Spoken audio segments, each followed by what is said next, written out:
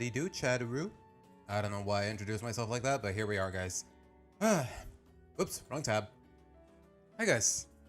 It has been not too crazy of a week, to be honest. Time to deal. Yes, the mid-season. Time to deal with another mid-season. Yeah, Oscar, I don't know what you're on about, my guy. There is more than one mid-season as far as this show is concerned. But what's up, guys? It has been a relatively interesting week. Sorry if I'm trying to catch my breath here. It's just I just finished eating. I just finished eating just to be able to start stream without trouble. Unlike last time where I pretty much went half a stream just really hungry. And like I said last Sunday, I did get some noodles, I did get some boba tea, and yeah, it was fucking delicious. I regret nothing. I should have done this sooner, and I might just do it again next week. But I don't know. 2 seasons away from current Loud House content. Yeah. Speaking of current Loud House content, somebody who has been in this chat before has been publishing episodes from season 9 that have not aired in Mexico, and you know what? God knows when they're gonna take. God knows when they're actually gonna be published here in Mexico. So I went ahead and watched them. So I'm more or less caught up with everything that's aired in the U.S. Assuming he got it from the U.S. footage. Assuming he got it from the U.S. You know what? Let me just show you guys exactly what I saw. Just to make sure we're on the same page. So yeah, I'm more or less already caught up with season 9. Some of it did air in Mexico last week, but most of it, let's see.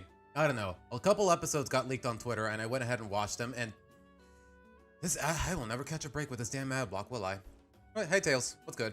Welcome to the stream.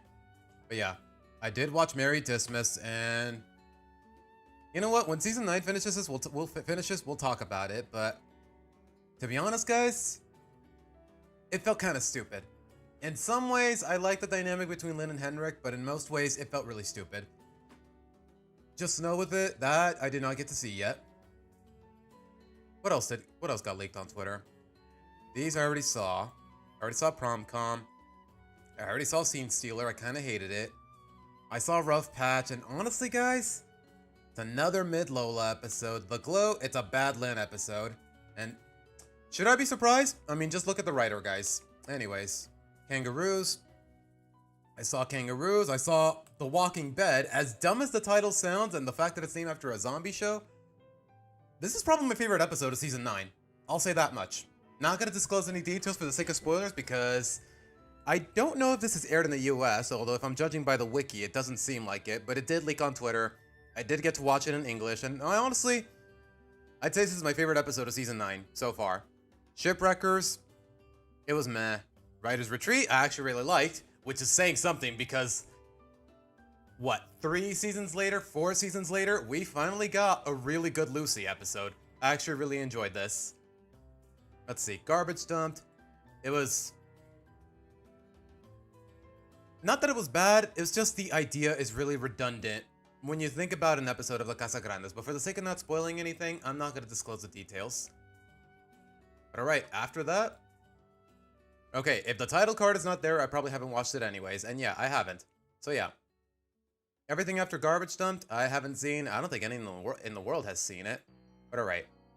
But yeah, Walking Dead, I actually really liked. Best episode of season 9, good premise, good execution. It's got that classic Loud House vibe, know what I mean? Of seasons 1 through 3. Basically, it feels like an episode that was made in seasons 1 through 3, and honestly, nowadays, it feels like a diamond in the rough. With how many episodes there are in total and how oversaturated this franchise is, this feels like a diamond in the rough, a hidden gem, however you want to describe it. Also, okay, I will say this though, the summer camp arc did air in the US, but I have not seen any of it yet, just because that's not what leaked on Twitter. Like, I don't know. I'm not, for the sake of his own protection, I'm not going to disclose who posted it on Twitter, because they've been in this chat before. But he did not leak those episodes, or at the very least, I don't think he did. Maybe I just didn't scroll through Twitter hard enough. I don't know. But alright, guys. We're not here for season 9 right now. That's just my thoughts on what I've actually seen so far. It's honestly kind of sad that out of how many storylines? You know what? Let's count them. Let's see. 1, 2, 3, 4, 5, 6, 7, 8, 9, 10, 11, 12, 13, 14, 15, 16, 17, 18. 18 storylines, and I only like 2 of them. Have I seen the premise for the third animated Loud House movie? I have not, Enigma. I may have seen No, I haven't. No. I wanted to say maybe I've seen something, or maybe I've heard the word around on Twitter, but I really haven't. No. If you want to disclose an Enigma, then by all means, be my guest. Apparently, Nickelodeon was publishing the job listings for like an illustrator for like the movie was I saw that on Twitter, but that's about it. That's really all I can say. But alright, guys. We're not here for Season 9 right now. I just wanted to give my few thoughts just because it was either yesterday or the day before that where I just conveniently stumbled upon a Twitter account and he published parts of an episode piece by piece. Like he basically leaked several episodes from Season 9 that have not aired in Mexico or in the US, and I went ahead and watched all of them. So I was like, okay, sure, what the heck. But maybe, you know what? Maybe it's the fact that maybe they aired in Mexico and that's where he got it from, for all I know. But you know what? I'm not here to dwell on that. But alright, here we are, guys. Season 7 of The Loud House. Many will say, myself included, yet another mid-season of the franchise. On par with okay, Season 5 is what some would say is the worst. 5, 6, and 7, and beyond. Yeah, pretty much every season after 4 is just mid, which says a lot, because over half of the show's content is considered mediocre. That's honestly really disheartening, but hey, that's what you get when a show goes on for a lot longer than what it ever needed to. That's all I can really say. The Lennox Henrik episode is hard carried by Lola. But you think so? I mean, she got a couple laughs out of me. But honestly, as far as that episode is concerned, Lynn's behavior just made no fucking sense. Okay, do y'all mind if I actually spoil Mary Dismas? Just curious. If anyone says no in chat, by all means, I won't discuss it. But I do want to talk about it eventually. But alright. It's just another Christmas film, and yeah, the synopsis, if you don't mind spoilers, is this. Yeah, go ahead, Night Fury. Like, honestly, guys, as far as Season 9 is concerned, I've been spoiled on the synopsis for, like, months. Yeah, go ahead, Night Fury. Go ahead. Like, yeah, the episode has a couple funny jokes here and there, but honestly, like I said, Lynn's behavior just makes no fucking sense. But I'm not going to talk about it for the sake of not spoiling anyone. I don't mind you spoiling it at all. That's the crazy part is, though... Okay, what happened to my voice there? The crazy part is, though, that episode, it's probably not going to air here in Mexico until around Christmas time. Like with most Halloween or holiday specials usually do on Nickelodeon's cable channel. So the fact that I got to watch it, and the fact that we're in October and I just got to watch it, like, I don't know. It's a little jarring. Yeah, Erica, apparently a third movie. Hopefully not published by Netflix, so they can't pretend it's not canon. Although, to be honest, they pretty much do that with No Time to Spy for the most part. Like, go see my current state episode. Go see my video called The Current State of the Loud House, and you'll know what I mean. But alright, guys. Let's start with... Wait, why are these images not chronological? Oh my gosh. You know what? Whatever. That's just an error on Tier Maker's end. It's called a Loud House Christmas movie. Naughty or Nice? Why is it called... Here's a synopsis. And United States language English chronology. Okay, Night Fury, that's not a synopsis. That's just... I don't even know what to call that. It's just a bunch of...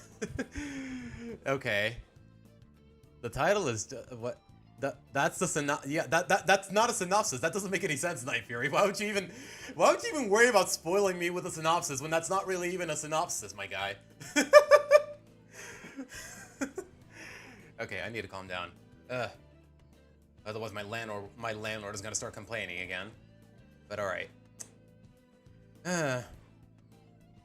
Lola saying, is he's going to marry me? Yeah, Lola was actually relatively... Not that I remember a lot about it. Then again, I watched it yesterday, so maybe I should remember some things about it. But I do remember Lola being kind of a tease. That whole side plot with Rita just trying to outperform this neighbor we've never heard of in terms of Christmas decorations. You could have straight up cut that out of the episode, and it wouldn't make a difference, to be honest. But alright. Let's start with, you know what, let's just start from the bottom, I guess. There will be mud. Why is this named after an action? Okay, is it okay? To be honest, guys, I know the quote, but I know little to nothing about this movie. Why is this episode about a family of farmers discovering oil referred to at why is this episode named after this movie? Okay, you know what? Let me see. A ruthless oil prospector who goes on. Oh, okay, that's why. Okay. At least the pun makes sense. They're not just making a pun for the sake of making a pun. Sure. Okay, so basically, TLDR, the Honeycutts, they discover oil on the farm. They get rich. They move to a nicer neighborhood, more or less, a private residence, more or less, but they have a hard time fitting in with all the snooty rich people, so they consult the McBrides. They realize, hey, there's nothing wrong with a way of living. Like, I don't know. It's predictable, and I don't know how to feel about it. Like, I don't know. It's just another by the numbers, don't be ashamed of who you are kind of plot. So I'm just gonna place it in mid and leave it at that, unless someone wants to dispute otherwise. Speaking of disputing, though, I gotta rewrite these categories. Hold on. And yeah, just like last time, guys, best is solid. For A, we're gonna say neat. I kind of want to change the terminology up a little, but I can't think of anything off the top of my head.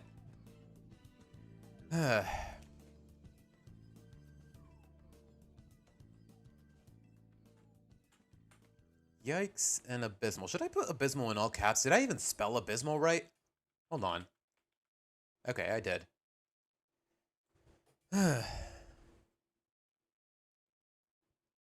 Here's a synopsis, the actual synopsis. After capturing one of Santa's elves, oh, great. Santa is real, we got one of his elves, great. The premise of a movie hinges on more supernatural gimmicks in the slice of life cartoon, great. As if people are not already fed up with this idea. Lincoln discovers he's on the naughty list as he tries to be on the nice list, okay. I don't know. Just from the premise alone, it feels like come to think of it, it's basically just Lola's subplot from 11 Louds of Leaping. Just her obviously being on the naughty list, but trying to get on the nice list. Then she realizes that you gotta be nice because you actually mean it, and it actually makes you feel better about yourself, and not just because you want to be on the nice list. Yeah, I think I already know where this plot is going. I know little to nothing about it, but I think I already know where this is going. It's literally Ice Age, A Mammoth Christmas all over. Oh gosh. The bar is already so freaking low. We know little to nothing about this Christmas movie. And the bar is all there. We're already disappointed. We are yikes, man. But alright. Alright, I've heard no disputes about There Will Be Mud, but to be fair, guys, this is one of the more forgettable seasons, so I don't blame it if no one can think of anything worth acknowledging or remembering. But other than that, I mean, what can I really say? Just gonna say it, man. Leave it at that. But alright. Out of step. I said this in my videos. Who genuinely cares about Nana Gale? Clyde's grandma, whatever her name is. I think it's just Gale. Whatever. So, Clyde and his Nana, they enter a dance competition. They're competing against Chandler and his grandma. And apparently Chandler's trying to cheat his way into winning. I'm not sure what to make of it. Like, at first they're like, Chandler, how can we know you're gonna play fair and square? Then they talk to Chandler's grandma, and then their grandma tells them, his grandma tells them, oh, I know how immature, and I know that my grandson is known for bad behavior, but trust me, we're gonna try to win this contest fair and square. Then it turns out Chandler's still trying to cheat, and then it turns out it's not really his grandma. It's just his friend in disguise. Like, okay? There was a premise for a good idea, like maybe Chandler turning over a new leaf now that his grandma's more present. Like, we don't need to know the backstory and why she's suddenly here, but it's not even his grandma, so just a lot of wasted potential. Chandler still comes off as just dislikable for the sake of being dislikable. Like, just dislikable with no purpose. Like, the twist is dumb, the idea is boring, it's all just, I would say high abysmal, just because it's really got nothing going for it. It's not a bad episode, but it's not a good episode. It's not good either, and it's just really boring. So yeah, I think a well-deserved abysmal. Maybe a low yikes. I don't know. What do you guys think? No, by the way, for those of you, there's 9 of you in chat, do me a favor, hit the like button on the stream. Please and thank you. Support the channel. It helps a lot, and it's basically the best way of supporting the channel.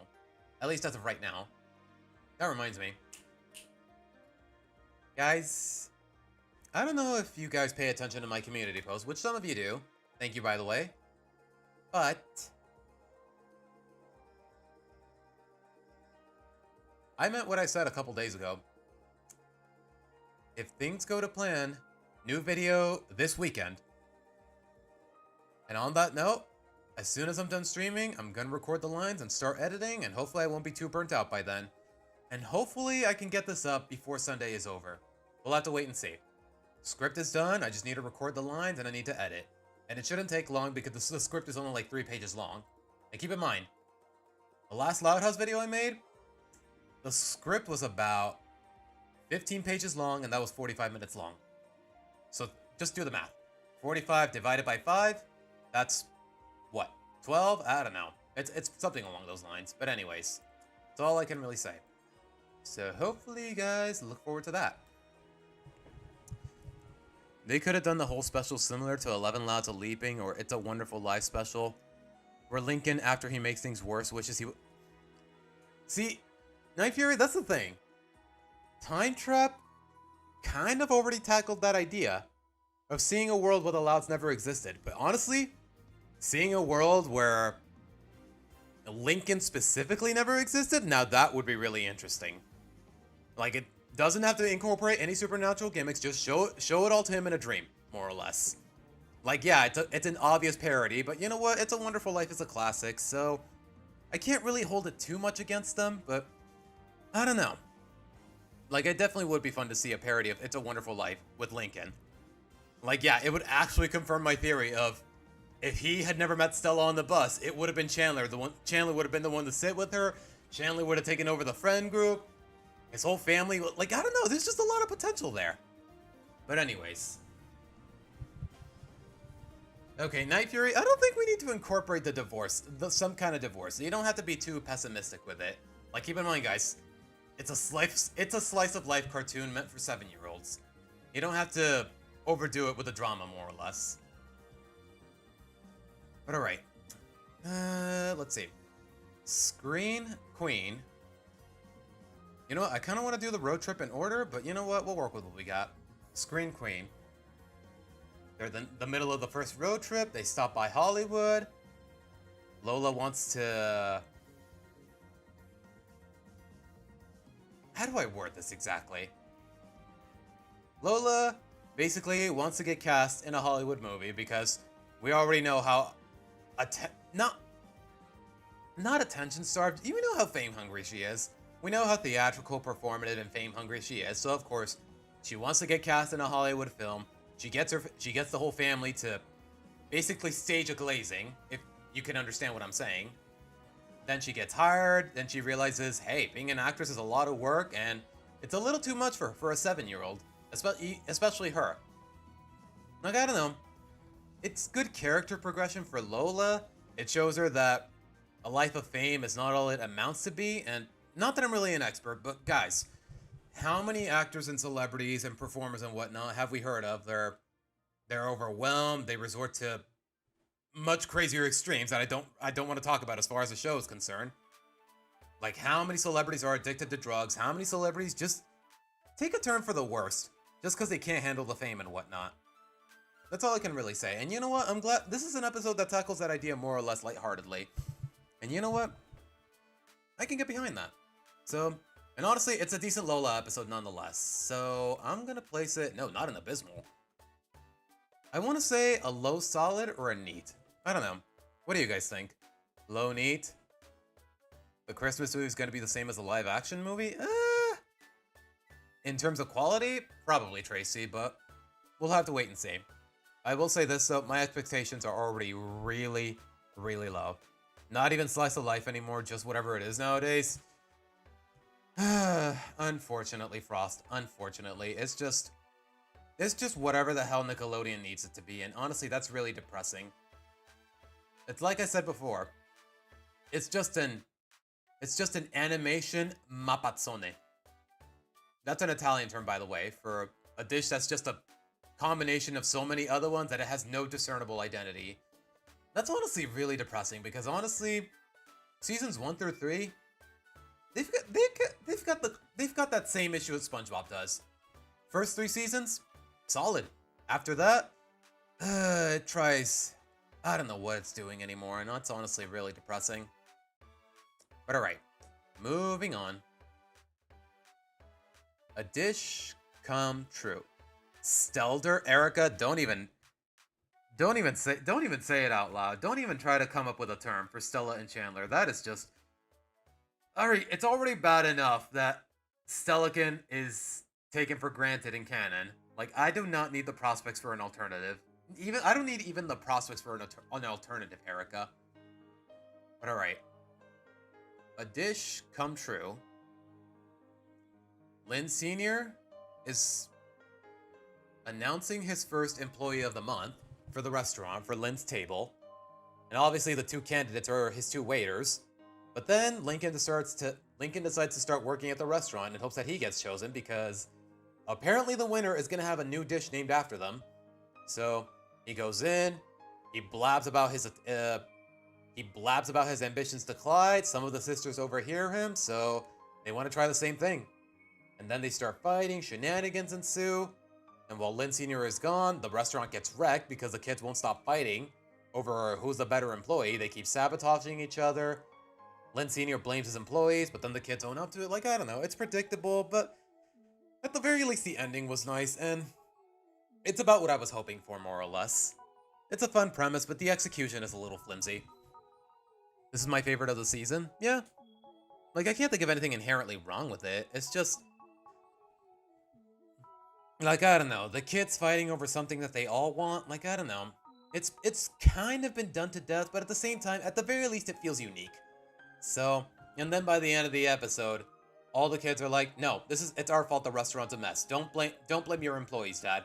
Then turns out, both of the employees win Employee of the Month. Like, I don't know. It's simple, but it's nothing crazy. So, I'm just gonna place it in neat and leave it at that. Hello, Cocoin. Welcome to the stream. Can you guys hear me well enough, by the way? I've been, more or less, trying to practice different angles with the mic, more or less, and I'm standing a little farther away from it than usual. And I'd like to believe that I'm doing well enough with it. But what do you guys think? But alright. Let's break a deal. I believe this is Rusty's first ever solo episode? Like, straight up just Rusty. Nobody else in the friend group. No Lincoln, no Clyde, no Stella, no Liam, not even Zach. And he's Rusty's best friend. But alright. Rusty,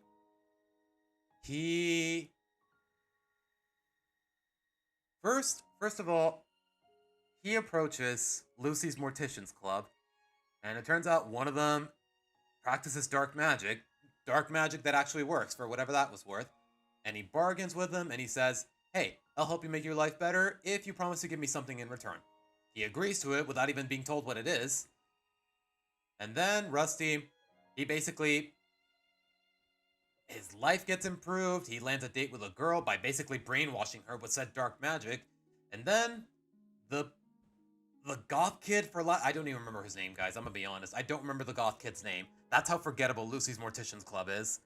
He says, I want your hair. The deal is, I help you out. Well, now to fulfill my end of the bargain, I want all of your hair. Obviously, Rusty, ever the narcissist, he's like, no, you're not taking my hair. So the guy keeps harassing him with his magic until Rusty finally caves in. Then it turns out all the guy wanted was just one lock of hair, not the whole head. So at the end of it's nice to see a cocky jackass Rusty get punished for all the dumb crap he does. But at the same time, this goth guy is kind of a dick. Like, I don't know. Rusty brainwashing a girl into going out with him, everything going wrong. Like, there's nobody to root for. Everyone here is just an asshole, more or less. And honestly, it wasn't a really funny episode. If it was a funny episode, maybe I could let it slide. But other than that, I don't know. Nothing exemplary. Like, everyone in this episode is just an asshole. Like, damn. Like, Rusty was already a jerk. This guy's being a jerk for no reason. Like, he could have just specified, I just want to lock up your hair, dude. Like, calm down. Like, what reason would he have for terrifying Rusty like this? Obviously, he's scared of you and refusing the deal because he thinks you want all of his hair. But it just doesn't make any sense. So yeah, either a yikes or an abysmal. What do you guys think? He can hear you well? Alright, good to know, APD. Good to know. But alright.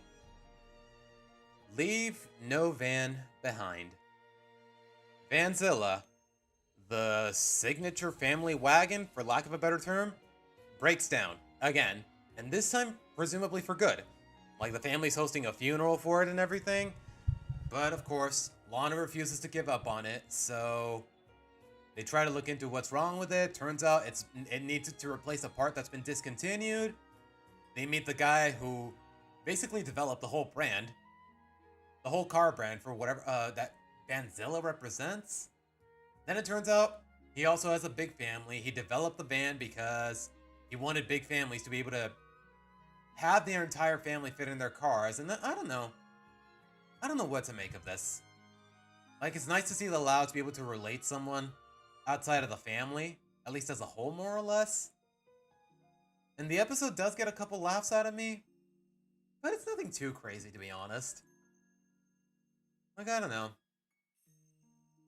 Like, on one hand, like, to be honest, the only thing holding me back on placing this on Neat, it's really just the fact that they make so many jokes and whatnot about how Vanzilla breaks down, about how it struggles it struggles doing the bare minimum just as a car. So honestly, seeing it go, it would have been very relieving and it would have made for decent character progression, but we already know how these writers are just allergic to changing the status quo in any capacity, so like, I don't know. It's an episode I don't mind, but at the same time, there's better episodes, so I'm just gonna place it in meh and leave it at that. I don't know. What do you guys think? This is just a reverse of the season 2 episode? What, where Lin gets that car? I wouldn't say reverse. It was a decent episode and it shows how Vanzilla really is treated and thought of as a family member. Yeah, but it's just a car. It's just a car. Like, it's one thing that they value their car and they give it proper maintenance and whatnot, but it's just a freaking car, man. Like, as far as my family is concerned, like, yeah, I didn't really have if a car is really old, if it's starting to show its age, it's best that you replace it when the time comes. Otherwise, the car is just an accident waiting to happen, more or less.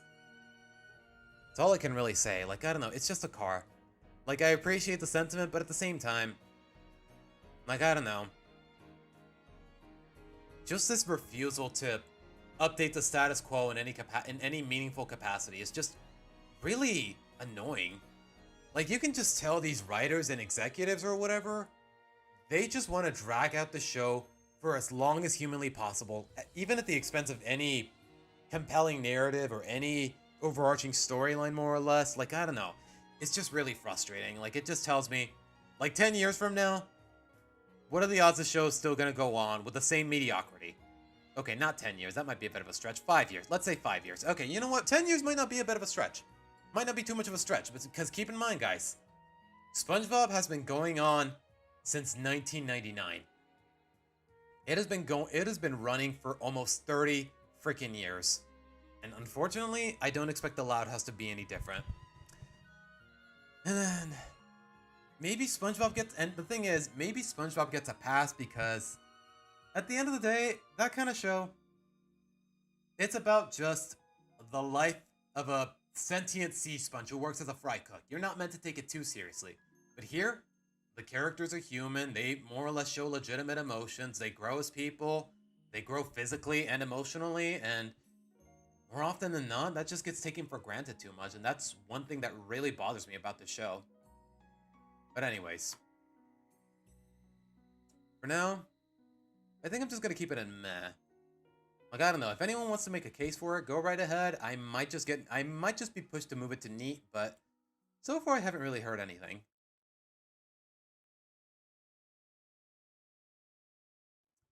But alright. Sponsor tripped. Lynn gets sponsored by the Burpin Burger as a soccer player. Then all of her teammates decide, hey, we want to get sponsored too. One of them gets sponsored by Dairyland, another gets sponsored by Mr. Spokes' Tuxedo Store, another one gets sponsored by Flip. But then it turns out the sponsors are a little too demanding with their advertising and whatnot, so instead of just making them wear a jersey or whatever, they have them wear suits, they have them wear a burger costume mid-match. Obviously, it's screwing them over in the middle of games. And then they decide, you know what, this isn't worth it, keep your money, blah, blah, blah. Like, I don't know. By the numbers plot. So, I really don't remember anything about it. I don't remember it making me laugh in any way. Like, I don't know. I'd say it's just meh. Borderline yikes, to be honest. I'm not sure what to make of it. Just because it's just meh. Meh is how I can describe most of the season, but I feel like that definitely applies here. Average episode to me? Yeah, average to me too. So, I think I'm just going to leave it in meh, leave it at that. But alright. From Brad to worse. Another episode of the first road trip. The Louds come across a county fair. Then turns out Rita's old friend from college, who is now like a popular country singer, happens to be there. Lynn Sr. gets jealous. They try to sabotage him because they're under the impression that he's trying to make a move on Rita. I don't know. Just another typical guy getting jealous of another guy making moves on his wife, and it turns out to be a big misunderstanding.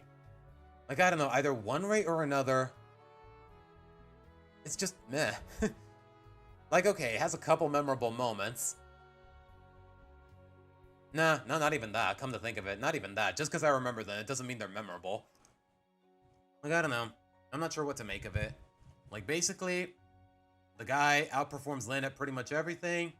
Lynn basically reads the back of one of his CDs. Turns out he has a lot of songs that with the word Rita in it. He gets concerned because why are all his songs named after... Why do all these songs have the name of his wife in them? Then, I don't know.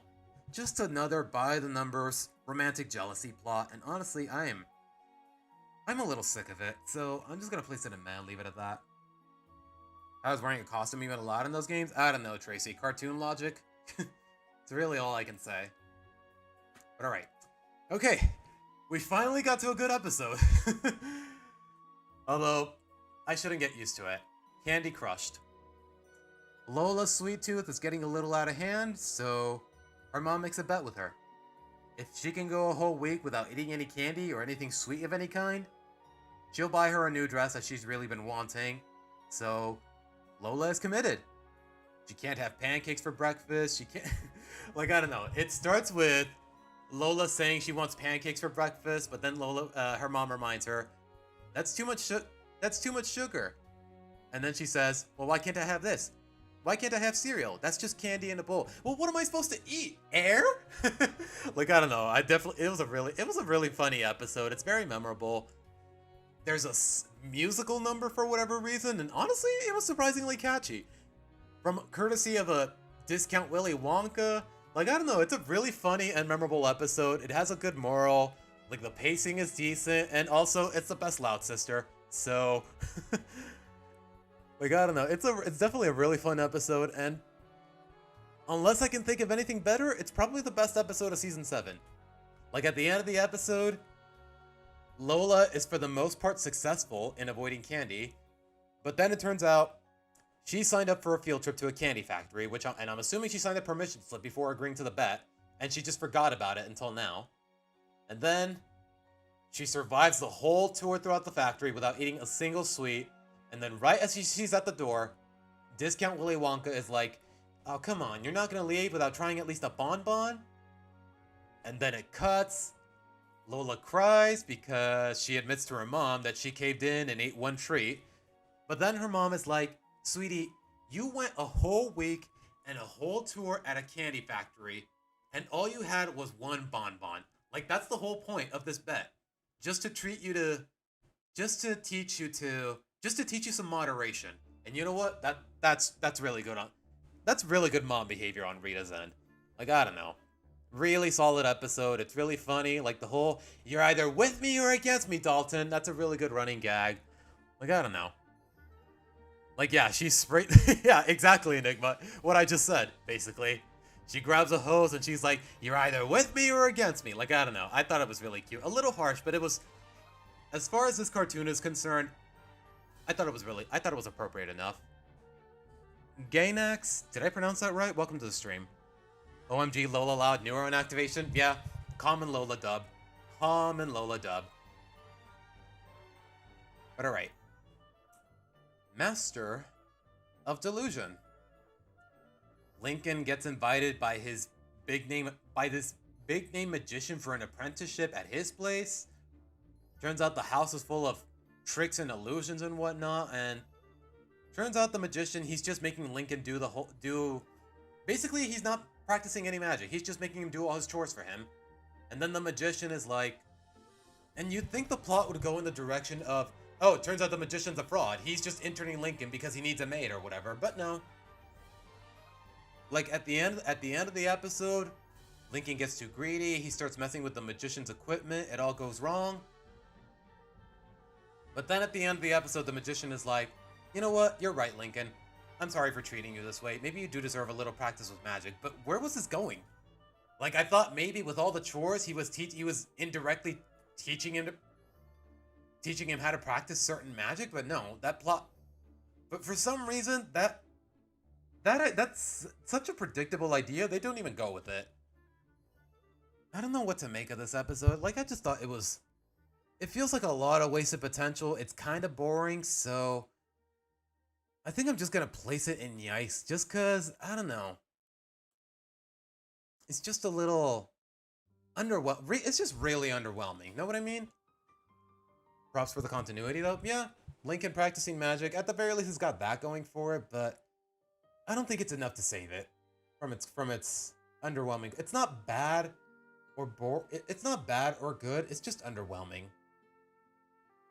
Like, I don't know. You'd think with Lincoln doing the magician's laundry and just basically doing all of his chores, there'd be some sort of idea of, oh, by doing this laundry, you actually can perform this magic trick or something along those lines. But no, the plot just doesn't do that. It just pretends that, like, the magician straight up has no reason to apologize to Lincoln. Lincoln just disobeyed his orders and left it at the end. That's that. Like, I don't know. Like, at the very least, the running gag with Rusty and the bird is a little funny, but that's really all I can say. Other than that, it's a relatively forgettable episode. So, yeah, either a high yikes or a low meh. I don't know. What do you guys think? Alright, you know what, guys? Let me drink some water real quick. I'll be right back.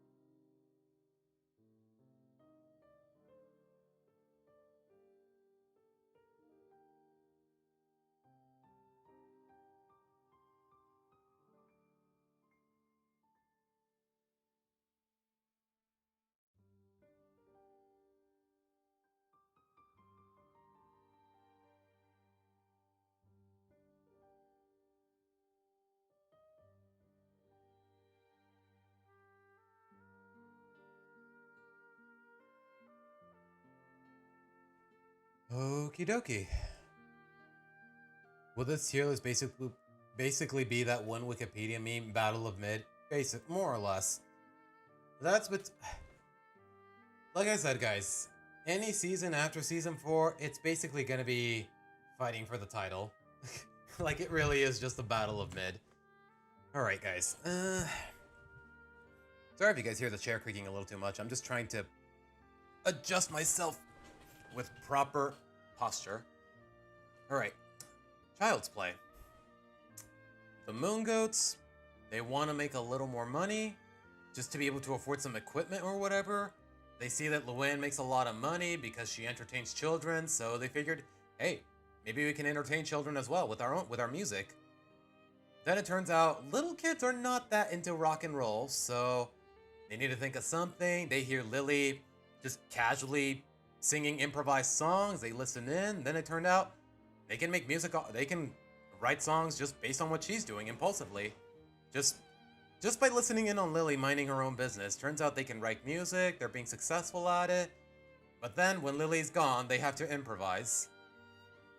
And then the Moon Goats realize, hey, maybe the best way to write a children's song is by getting in touch with our inner child. So they go to a birthday party. They play around at a bounce house. It's not a bad episode by any means. Like, I actually really enjoyed it for the most part. Sully hard carried this one. Yeah, Sully... I know I said this before in my videos, but it's crazy how Sully has more character development in 11 minutes than Sam has had in the span of 7 seasons now. I said 6 seasons when I said it last time, but we're in season 9. And yeah, I have seen the only episodes in season 9 where Sam makes an appearance, and still nothing. Like, Sully hard carry was episode. Playing the kazoo, thinking a bonnet is actually a really cool hat. Like, I don't know. Like, he's the classic. He's basically Bobby, but somehow a lot more memorable. Like, I don't know. Now, Tracy, Lily's just okay. Do you think Lily would actually file a patent just from her improvised music? Like, come on, man. She's like 2 years old, bro. Like, she's just making these songs as she goes, and Luna's just writing them down. I doubt Lily would mind, even if she told her. Or I doubt Lily would care. Let me put it that way. So yeah, solid episode. Would I put it in neat just because of Sam's presence? Nah, you know what? I'll put it in solid. Nah. Like, I don't know, in that one moment at the bounce house where the Moon Goats are bouncing and Luna and Sam are holding hands because apparently the narrative needed to remind us, look guys, remember, Luna and Sam are girlfriends. Like, I don't know. But still though. Not enough for me to drop it because it's actually a very enjoyable. Drop it to a lower tier because it's actually a very enjoyable episode nonetheless. See guys, I can be impartial. Amidst my contempt for Sam and everything she represents, I can be impartial. Anyways. There has to be someone on the team that's so adamant on not giving Sam anything. That's what I'm saying, Erica. Wait, why'd the music stop? Yes, I am still watching. My god, man. Or rather, I'm still listening. Has a pretty mundane tone. I kind of like it. You think so? Okay, I will say this though. If we get more solid episodes, Child's Play is probably going to be at the bottom. Like, I don't know. It's fine for what it is, but nothing too crazy. Nothing too crazy or too memorable. I wouldn't say it's a funny episode or good character development by any means. It's just a fun episode without too many problems. But I guess the bar for this season and for the series as a whole in general is just really low. I guess that's all I can really say. But alright. Waking History. You know what? Who did write Child's Play, now that I think about it? Oh, right. That's the name of the Chucky movies. My bad.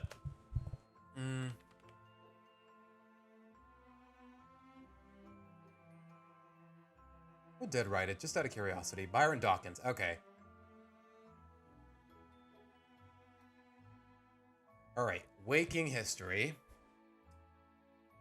Some sort of scientist discovers a frozen Neanderthal. Lisa's too eager to study it, so she thaws it out. And in typical cave woman fashion, it goes on a rampage around town. Then Lisa doesn't own up to... Like, I don't know. just really dumb behavior on Lisa's end. It's not really funny or memorable. And honestly, guys, I don't even remember how it ends. That's how forgettable this episode is, to be honest. It's not funny. Behaves really stupid. It's real. I'm not sure what to make of it, just because what I don't remember about it, it tells me that the episode's very forgettable. And what I do remember about it, it's just really dumb. So, after season 6, I'm kind of sick of Lisa plots. I don't know. I don't think it's been too much. This is just a really bad instance of it, to be honest. So yeah, I think I just place it in Abysmal and leave it at that, unless someone wants to dispute otherwise. But alright. Pranks for nothing. It's like some sort of pranking competition at Lori's golfing university. Some other school is getting an edge on them, so Lori gets Luann to come over and help out. And then it turns out, like, I don't know. Like, what do I make? What do I make of this conclusion, to be honest? Like, basically, by the end, throughout the whole episode, Lori and her colleagues, for lack of a better term, are trying to prank back these guys from another school.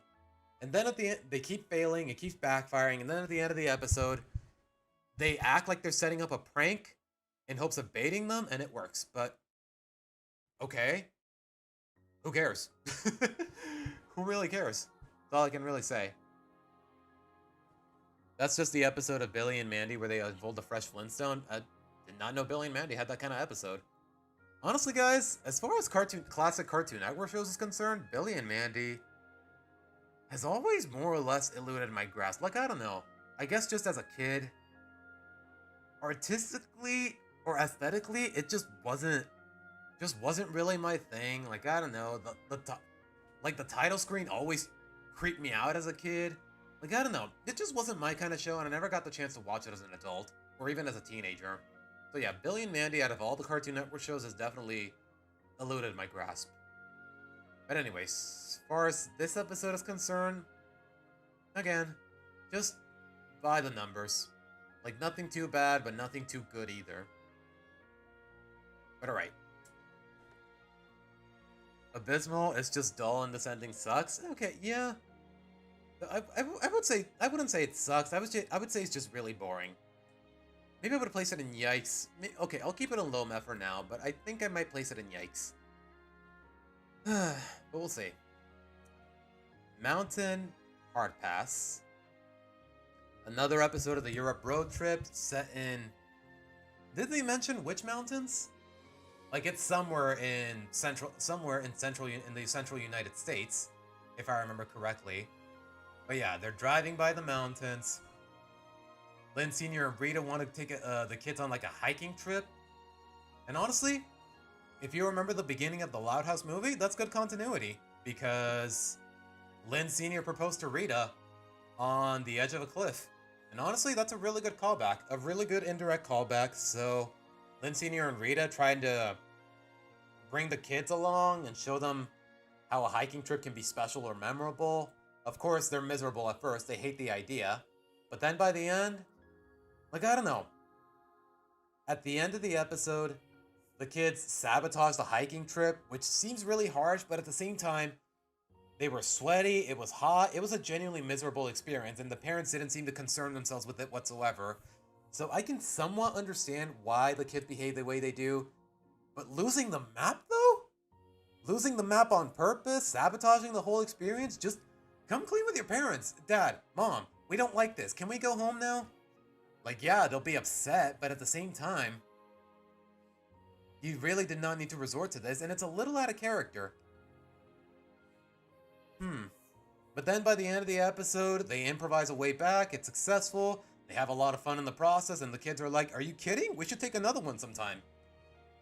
Like, I don't know, it's got some good things going for it, but there's also some things holding it back. So I think I'm just gonna place it in okay, you know what? I'm gonna place it in a low need. There's a lot of it that I like, but there's some things I really dislike. So, but it's not enough to undermine the fact that they actually respect continuity. And you know what? No, I'm so conflicted. I'm not sure what to make of this episode, guys. Like, I really enjoyed it for the most part. There's just a few things that I don't want to feel like I'm condoning just out of principle. And I feel like by putting it in neat, it feels like I'm condoning it. So I'm just going to place it in high meh and leave it at that. Alright. Tough guys. Zach gets detention because he mistakenly believed that Mr. Bullhoffner was being possessed by an alien. Then the friends tell him, oh, it's your first time getting detention in middle school. Oh, you're screwed, my boy. Like, I don't know. Apparently getting detention in elementary school is fine, but getting it in middle school, it makes you an easy target for bullies. So they try to give Zach a bit of a makeover and toughen him up before he shows up to detention. He just comes off as a poser. But then it turns out he really gets along with all the bullies. The bullies want to pull a prank on all the teachers that gave him detention. Zach doesn't want to give in to peer pressure. Like, I don't know, at the very least, the lesson feels, the moral feels rare. But at the same time, I genuinely don't give a shit about this character. So, you see how I'm conflicted about this? Like, I don't know. It's nice to see some semblance of character progression, but I really wish it was on a character that I actually cared about. Like, let's be real, like, I really wish they would stop pushing this this alien conspiracy paranoia. Like, I don't know, just most of Lincoln's friends, I feel like you could cut them and it wouldn't cut them out of the main cast and it wouldn't make a difference. And Zach is definitely at the top of that list. I guess next in line is Rusty. Like, I don't know. Liam is a very likable character, so is Clyde, and obviously Stella is too. And of course, it wouldn't be Loud House without Lincoln, but I'm not sure what to make of this. Like, I don't know. It has a nice message. It has some ideas going for it, but at the same time, most of the episode is really boring, and it all revolves around a character that I still can't bring myself to care about. Like, I don't know. Zach is just really annoying for the most part. The problem is that the bullies appear in other episodes after this. What's wrong with that, Oscar?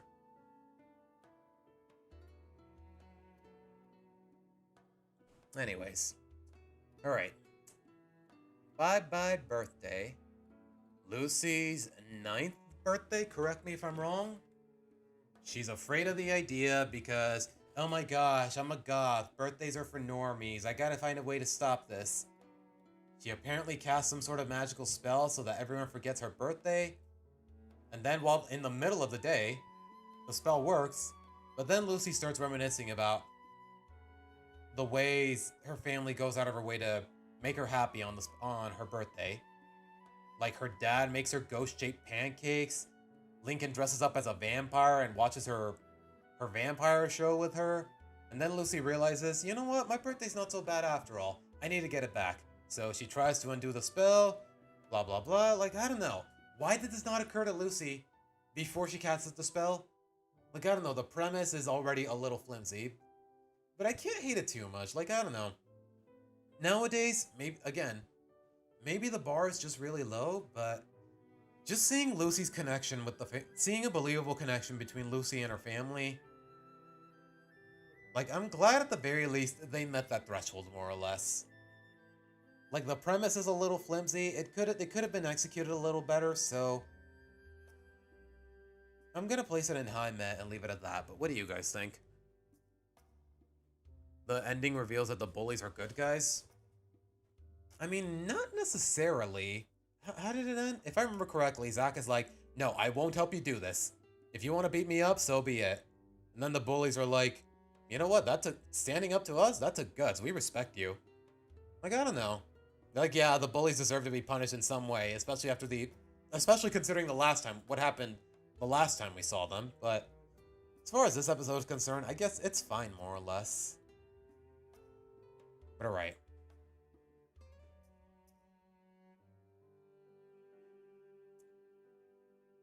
Okay. Bizarratorium.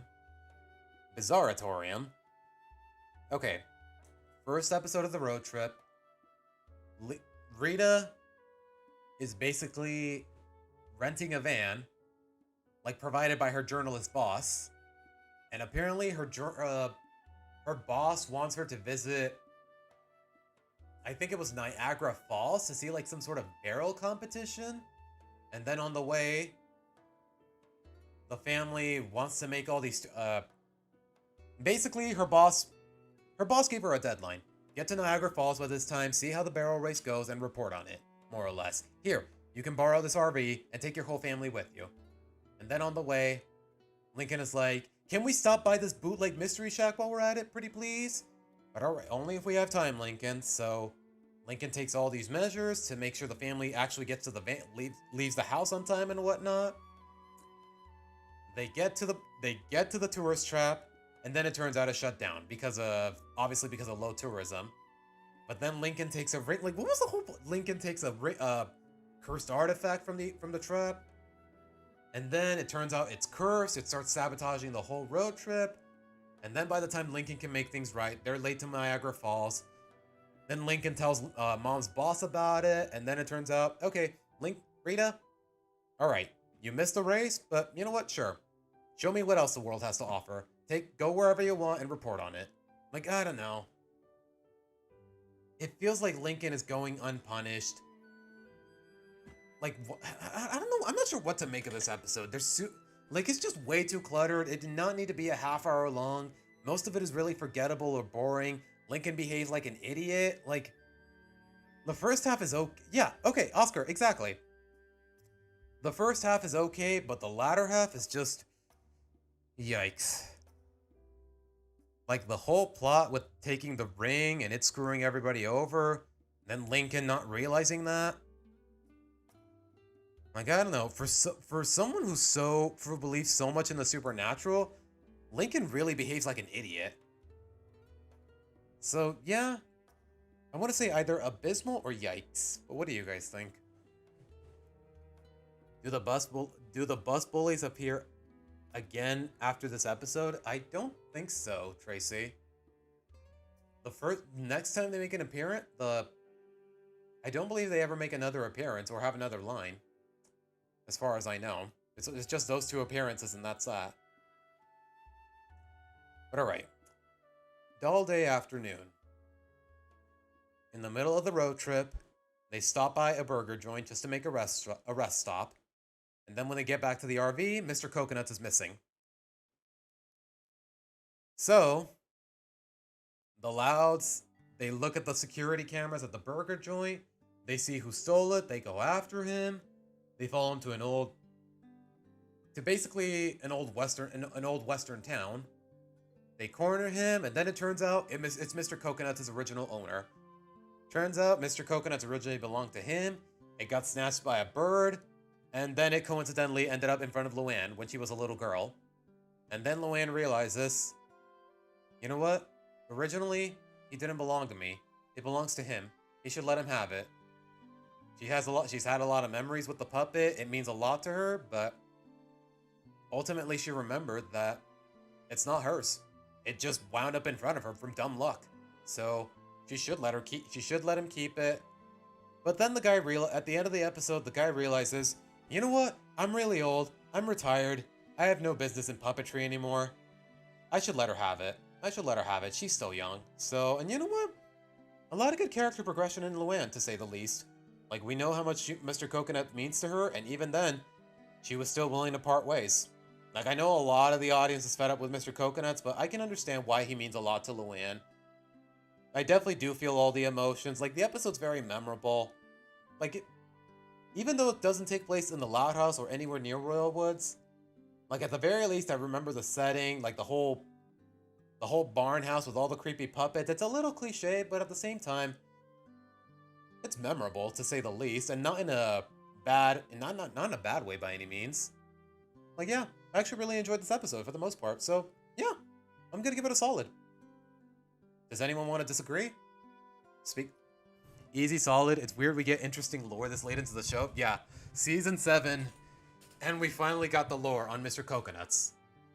It wasn't just some puppet that Luann just happened to buy in a store because it drew her eye or whatever. Like, there's an actual backstory to it, and you know what? Please, give me more. Give me a little more lore. Give me a little more backstory. Give me some more... Give me more of a basis for good emotions, man. Like, just because you're a slice of life show aimed at kids, it doesn't mean you should be detracting from that prospect most of the time, which this show does. But anyways, bringing down the house. Another episode from the road trip. The Loud family has tickets to tour the White House, which is a load of bullshit. Why would the head of this independent journal... Why would the head of this independent newspaper... Okay, you know what? Let me rephrase that.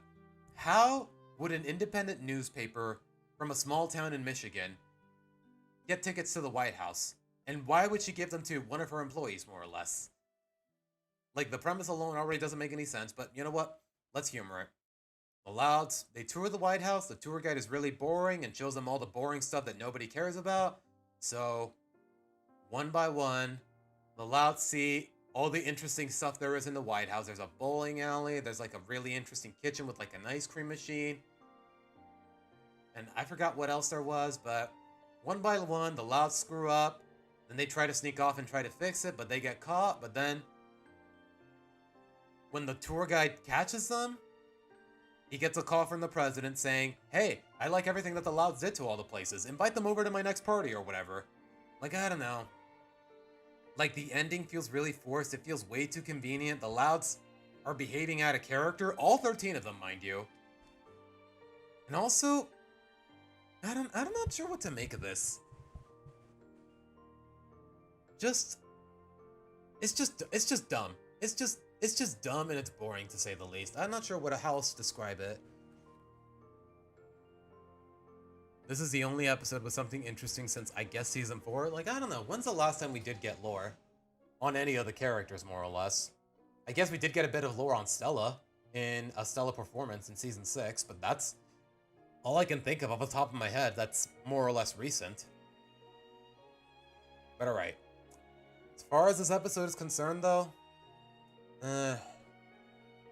like, yeah, nah. I can't think of anything too good about it.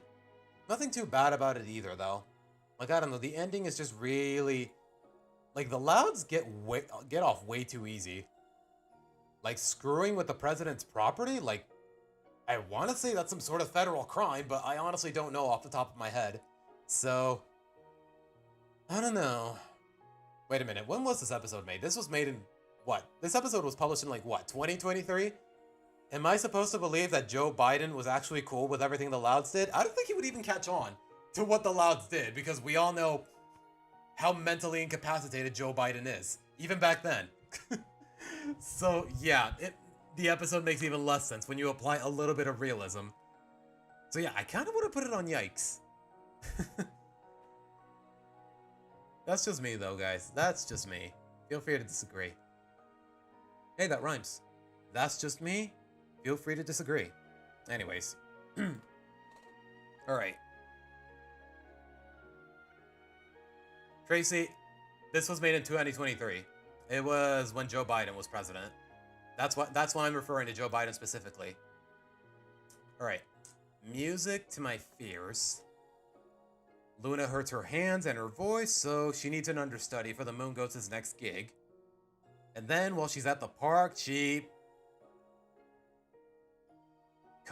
comes across this music prodigy who's apparently a big fan of the Moon Goats, played by Christina V. She gets along with animals. She's really talented.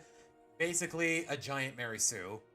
And then Luna is like, "Oh, hey, you should audition to be the Moon Goats' understudy." And then Nina's like, "Sure." Then Luna mentions her to Luann. Then Luann is like, "Aren't you afraid that she's so good that they might just end up replacing you with her?" Because it happened to me once, so Luna tries to sabotage her audition by making her late. And then she's successful at it. Luna tries to find another understudy. That doesn't go well. Like, I don't know. You know what? I'll just let Video Me take over, because I've talked about this episode before. I don't remember all of my thoughts off the top of my head, so I'm just gonna let Video Me do the talking. Because I did talk about this in my worst episodes video. But first, let me give my thoughts on a few episodes that came close to making this list. Or I just have problems that I think are worth mentioning. Hopefully you guys could... Yeah, that is true. Where is Chunk this whole episode? I guess they really didn't need him. Oh, perfect timing. such a thing as a bare minimum. Music to my fears. Not the first time a one-off character played by Christina V gets gassed up too much in the narrative. Honestly, what is it with Christina V that every time I see her play some sort of one-off side character in any franchise, it feels like the narrative just overhypes the character way too much for its own good. Like honestly, Christina V. It feels like she gets glazed too much in the VA industry. Is it just me? Anyways, girl, you already voiced an international children's icon. That's not going away anytime. Also, the fact that she voices Ladybug. That's probably why. Soon. So much so that I literally see her in children's products at the supermarket. As for the episode itself, there's just way too many plot holes. Okay, so Luna hurt her hands and needs an understudy for her next gig. Problem 1. Most of the auditions for her understudy don't involve singing her songs, or even guitar players for that matter.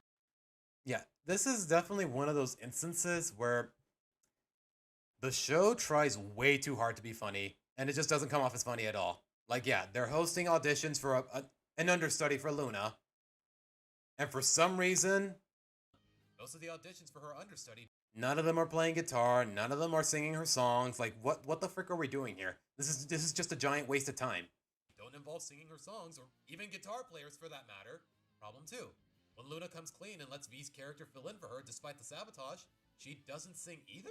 Yeah. Like, Luna is looking for someone to replace her in... Oh, no, wait, no. Actually, no. A minor correction from this video. At the beginning of the episode, Luna says, oh wait, no, Sam, you can take care of vocals. We just need someone to fill in for me with guitar. But then, Sam doesn't sing either.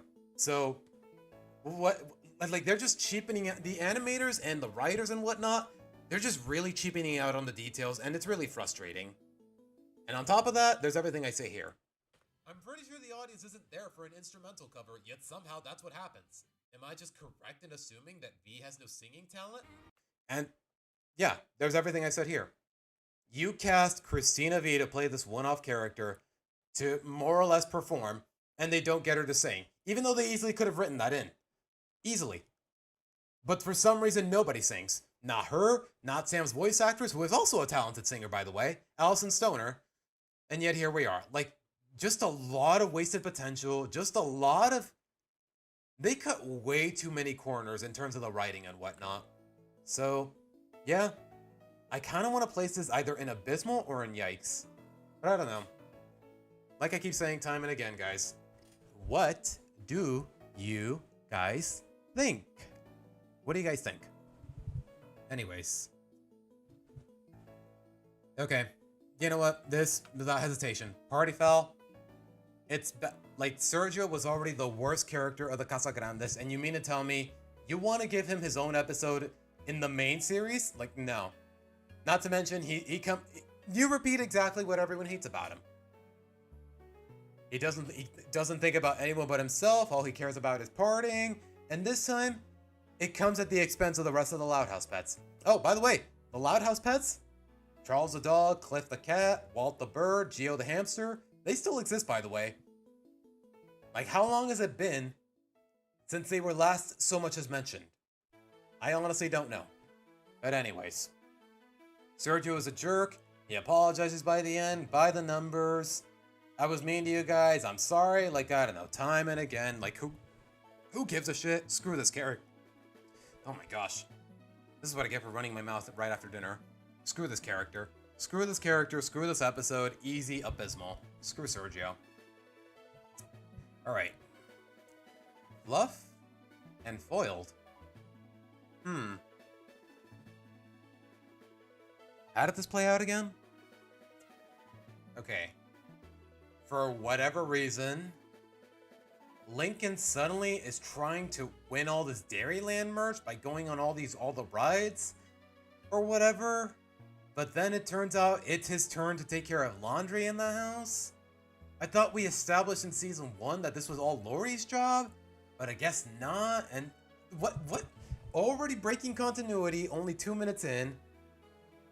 All for the sake of a premise that came out of nowhere, mind you. Like, since when does Lincoln give a damn about Dairyland merch? I don't know, but I guess he does now. He tries to wing it with the laundry for the sake of...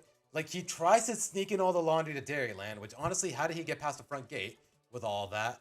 He tries to dry it using the attractions. Then it all goes wrong. All the laundry gets displaced. He tries to get it back. Like, where is this episode going? Like, it's just dumb. Yeah, I would say abysmal. I would say easy abysmal. It's just dumb. First half is not bad, but the second half of it is abysmal, and they've ruined the charm of the pets. Not having dialogue, yeah. Like the episode, most of the episode just revolves around the pets, and they don't make him talk or use any body language for the most part. I mean, to be fair, Sergio does talk normally, like a normal person, because he's a parrot or whatever. But still, yeah. Like cutting the pet short of the screen time. Anyways, we're not even talking about that episode, but yeah, I still hate it. And this one is bad too.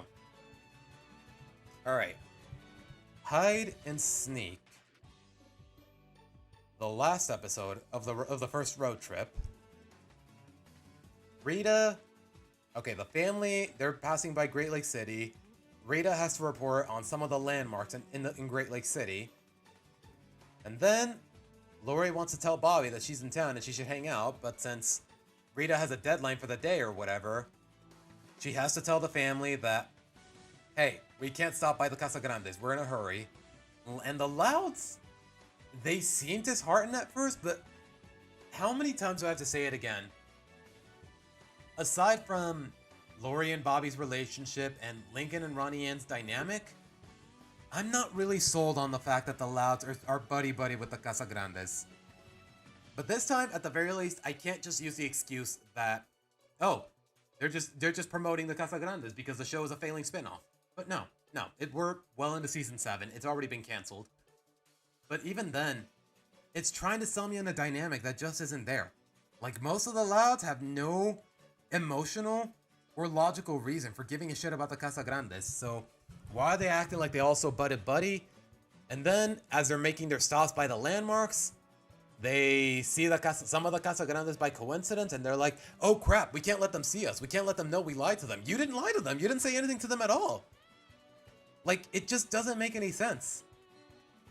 Like, are they under the impression that if any of them see the Casa Grandes see them, they're gonna be like, hey, Louds, you're in town? Why didn't you say hi? Like, because we're minding our own business? Like, what's the idea here? I don't get it. It just doesn't make any sense.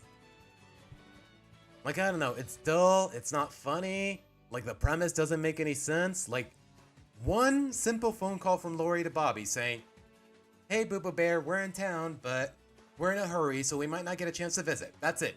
That would have saved the whole plot. That's it.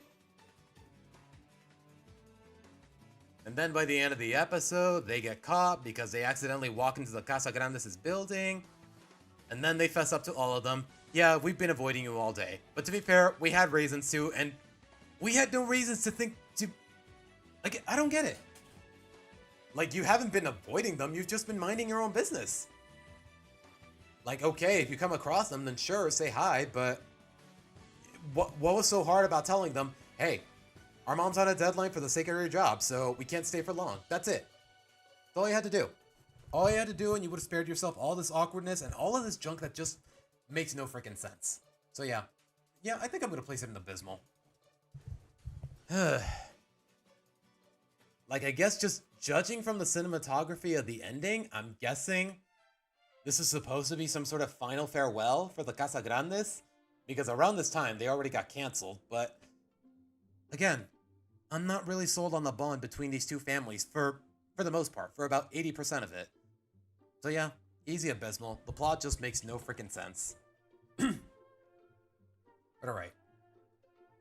Let me drink some water, guys. Hold on. I'm gonna drink some water.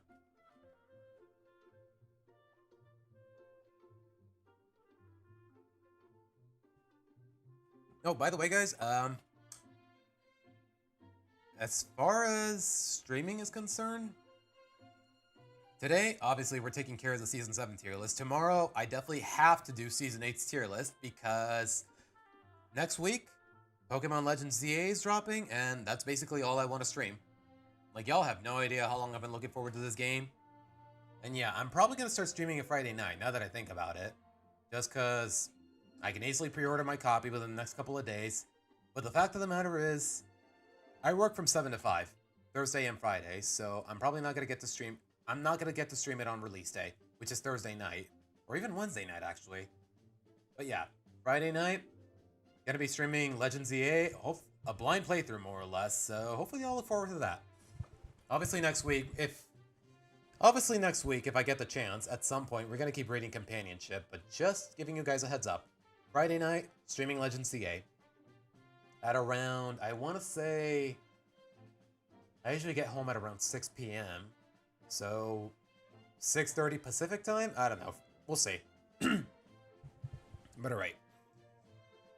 What lies beneath? I'm not gonna lie, guys. If I didn't know any better, I would not be able to recognize this episode with a gun to my head. Like, I know it's the episode where one of the guys from Lucy's Mortician's Club is seemingly trying to hide a dead body, but then it turns out it's just a bunch of ice cream. Like, and apparently, it's my favorite flavor, I didn't want to share. Like, the twist is... It's got an interesting premise, but at the same time, the episode's not funny, the twist is not funny, the twist is actually really boring. It revolves around a character that, again, I really don't care about. I don't think I even remember his name. Like the chubby one that wears like a purplish robe or whatever. A burgundy robe. Is it burgundy? I don't know. I hate this one so much. Really, Oscar? Pray tell. I mean, I'm not disagreeing, but pray tell, my dude. Pray tell. Yeah, it's a character I don't like. The twist isn't funny. What's the moral here? Like it's a surprisingly dark premise, but at the same time, this show is meant for 7-year-olds. So, yeah, I more or less expected it to not be what it is, but at the same time, what we actually got is still really boring. So, Dante, his name is Dante. Okay, yeah, I don't remember his name for the life of me. Dante makes a lot of the rest of the club pay for a lot of stuff. Okay, I guess. Dante comes off as a bit of a jerk. Yeah, SpongeBob did it better. Now that I think about it, yeah. SpongeBob did it better with the health inspector. They thought they killed him, but then it turned out he just choked on a fly and he was unconscious the whole time. Honestly, classic SpongeBob, man. Most of the time, it just didn't miss. It's crazy. It's crazy. Crazy how they're just repeating basically a plot line from a really old SpongeBob episode over 20 years later, and they completely fumbled it. But you know what? We're not here to compare it to SpongeBob, but even then. Alright. Too cool for school? Okay. Easy abysmal. The middle school principal starts adopting and implementing all these ideas from some Swedish educator. All of the kids are miserable, so Lincoln and his friends take it upon themselves to manipulate the principal into changing her mind on all of it. But then they're worried they're gonna get exposed, so they try to pull some even more strings. Like, I don't know, the principal's behavior is just dickish. Like, yeah, the entire building is now really cold. They're having, like, raw fish for, like, lunch or whatever, because apparently the educator recommends it. Like, I don't know, it has a couple charming moments, like Stella disguising herself as that Swedish lady. Like, I thought it was really cute, but at the same time, it's not enough to salvage this episode. Like, the principal is out of character. She's just being way too dickish. And also, kind of abusive, more or less. Like, yeah, just cause some European recommends it, it doesn't mean it's gonna apply to all of these American kids. Like, are you out of your damn mind, Principal Ramirez? That's all I can really say, man. Like, I don't know. Gravity Falls is also TVY7, and I hear people say that one is dark. Okay, to be fair, you know what? What am I saying? I am being fair, Erica. I'm not sure how to dispute that. Like, yeah, as far as pushing the boundaries of censorship in children's entertainment, like, yeah, Gravity Falls, it definitely outperforms The Loud House, to the surprise of absolutely nobody. But anyways, as far as this episode is concerned, most of it is just dumb or forced, like, to be honest. Like, all the kids are miserable. Like, they keep begging the principal, please stop it. We don't like this. We don't like the cold weather. We want to have normal food for lunch. But the principal is like, no. If this Swedish bitch says this happens, then it happens. And then when she meets the Swedish chick in person, he's like, hey, if your kids are not happy, maybe you shouldn't be doing this. And then the teacher is like, oh, sure. Like, maybe take your take the children that you were tasked with looking out for. Maybe take their well-being into account instead of just riding on your high horse. God, honestly, this episode just really, like, I already had very mixed feelings on Principal Ramirez as a character, but this episode really just sold me on how awful she is overall. So yeah, easy abysmal. It has one or two memorable moments, like I said, Stella pretending to be the Swedish influencer or whatever, but that's about it. Like, I thought it was cute, but that's it. But alright. Okay, I need to work on my posture. I am slouching like crazy. Alright. Uncut Gems. Liam, while Rusty is making some sort of report on the cafeteria, he gets hurt. Liam has to keep the audience entertained for a bit. He talks about some of his farm animals. Apparently people really like it, so Liam makes a whole news segment talking about all the animals in the farm. Turns out he starts gaining a lot of popularity, but then more or less people stop watching, so Liam tries to do something outlandish with the farm animals. He almost gets his grandma hurt. He has to make up for it, and the episode basically ends how it started. Liam stops what he's doing, Rusty is back in business, and I don't know. It has a couple memorable moments, like with the whole baby horse and whatnot, but at the same time, nothing too crazy, to say the least. I'd say it's fine. Hello, I am here after eating out with your siblings. Hello, Boo. It's really good to see you again. What's up? Especially at this hour. Yeah, it's 7:50. It's 7:55 where you're at. Anyways, we're just about well into our tier list for season 7. Another tier list of mid episodes, to say the least, for the most part. Like I said, there's a couple hidden gems, but for the most part, yeah, it's just a battle of mid. I mean, what can I say about this franchise that hasn't already been said? But alright, guys. Okay, is it just me or is the music a little too loud? I'm gonna lower the volume a little bit just to be safe. But alright. An Inspector falls. Miss Bernardo is hosting a play about basically a female Sherlock Holmes.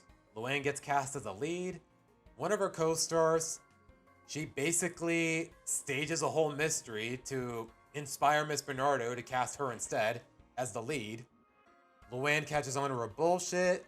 She adopts the whole detective persona. She discovers that the whole stunt was a ploy to get cast. I don't know. Like, at the very least, it's a very entertaining episode. Like, at the very least, the mystery is engaging, more or less. But at the same time, it's nothing too crazy. Like, okay, she pretended to break up with her boyfriend. She pretended to get hurt. She cut one of the ropes. Like, I don't know. She basically turned a ploy involving a mystery into an even bigger mystery. And honestly, it's not bad. It's not bad. I can't think of anything wrong with it off the top of my head. But at the same time, it's nothing too crazy. So, yeah. Either a high met or a low neat. Like, I don't know.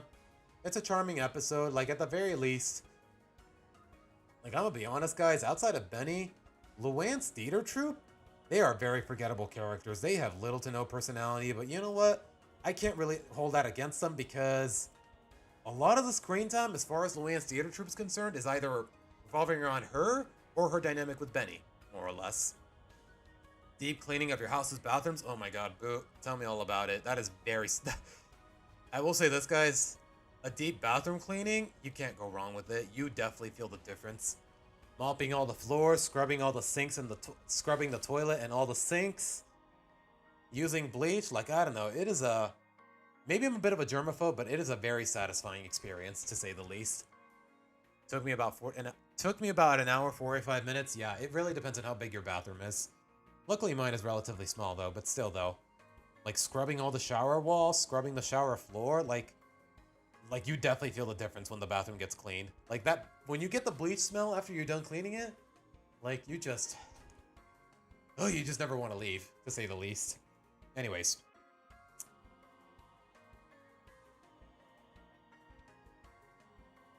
Do I really need to say it out loud? This is my third least favorite episode in the entire franchise. Force of Habit is just, ugh, just the worst. You know what? Let me put it this way, guys. I can straight up sum it up. You could straight up sum up this episode's plot in caveman speak, and you wouldn't miss a thing. Unga bunga, bad habits bad. Unga bunga, your bad habits bad. 5 minutes later, unga bunga, all bad habits good. Like, pfft, it's so stupid. Like, okay, Lori, Lenny, and Luna, they realize that their romantic partners have some really bad habits. They talk to them about it, and then they help them overcome it. Way too freaking easily, the more I think about it. And then when they try to do the same thing to them, they're like, are you kidding me? Why are you being such assholes? Why do you think, what's so wrong with saying literally all the time, or taking selfies too often, or using every surface as a drum? Like, they just lash out against them in a way that's so out of character, and they just overreact in a way that just makes no freaking sense. Like, I don't know. Like, I really just don't like this episode, and Video Me already talked about it a lot, and you know what? Let's just play it out. I'm just gonna let Video Me do the talking, because I more or less stand by pretty much everything I said in my worst episodes video. It is number 3 on this list, guys, and I still stand by that. It is one of my least favorite episodes in the whole franchise. And I'd say, you know what? Like I said, Video Me, you can do the talking.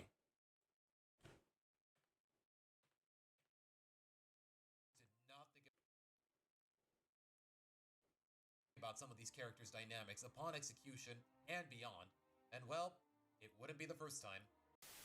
No! What? Sorry, force of habit. Force of habits. I'm usually pretty invested in the romance in this show because they're usually endearing in several ways. Well, not all of them, I've made that clear. But more importantly, they reflect character growth for several of the Loud sisters and subsequently, a lack of stagnation for the franchise amidst the oversaturating amount of episodes in total. Keep in mind, guys, I published this video in January. Season 9 was still in development at the time. So imagine how bad it is when none of that genuine charm, growth, or continuity is achieved for 3 of these pairings. Okay, that one doesn't surprise me anymore, but still. It starts off fine. Lori's visiting from college, and she, Lenny, and Luna talk about their partner's bad habits. Gavin snorts when he laughs. Who? Yeah, this guy barely got introduced. Give him a break. Bobby sings sporadically, even in public. Which, okay, he did once during a Christmas party, but it's still pretty forced. And Sam is annoyingly indecisive. As if I didn't diss her enough in this video, but at least she's not the only problem here. Eventually, the girls encourage their partners into trying to break their bad habits. Only for things to go wrong when the same is kindly applied to them. Lenny takes selfies too often, Lori can't stop saying literally even when it makes no sense, and Luna can't stop using every surface as a drum. Which, okay, most of that was never established before, but at least they feel genuine. You would think someone who's usually assertive but fair like Lori, someone kind-hearted and thoughtful like Lenny, or someone energetic but amiable like Luna would handle this easily, right? No. Somehow you'd be wrong.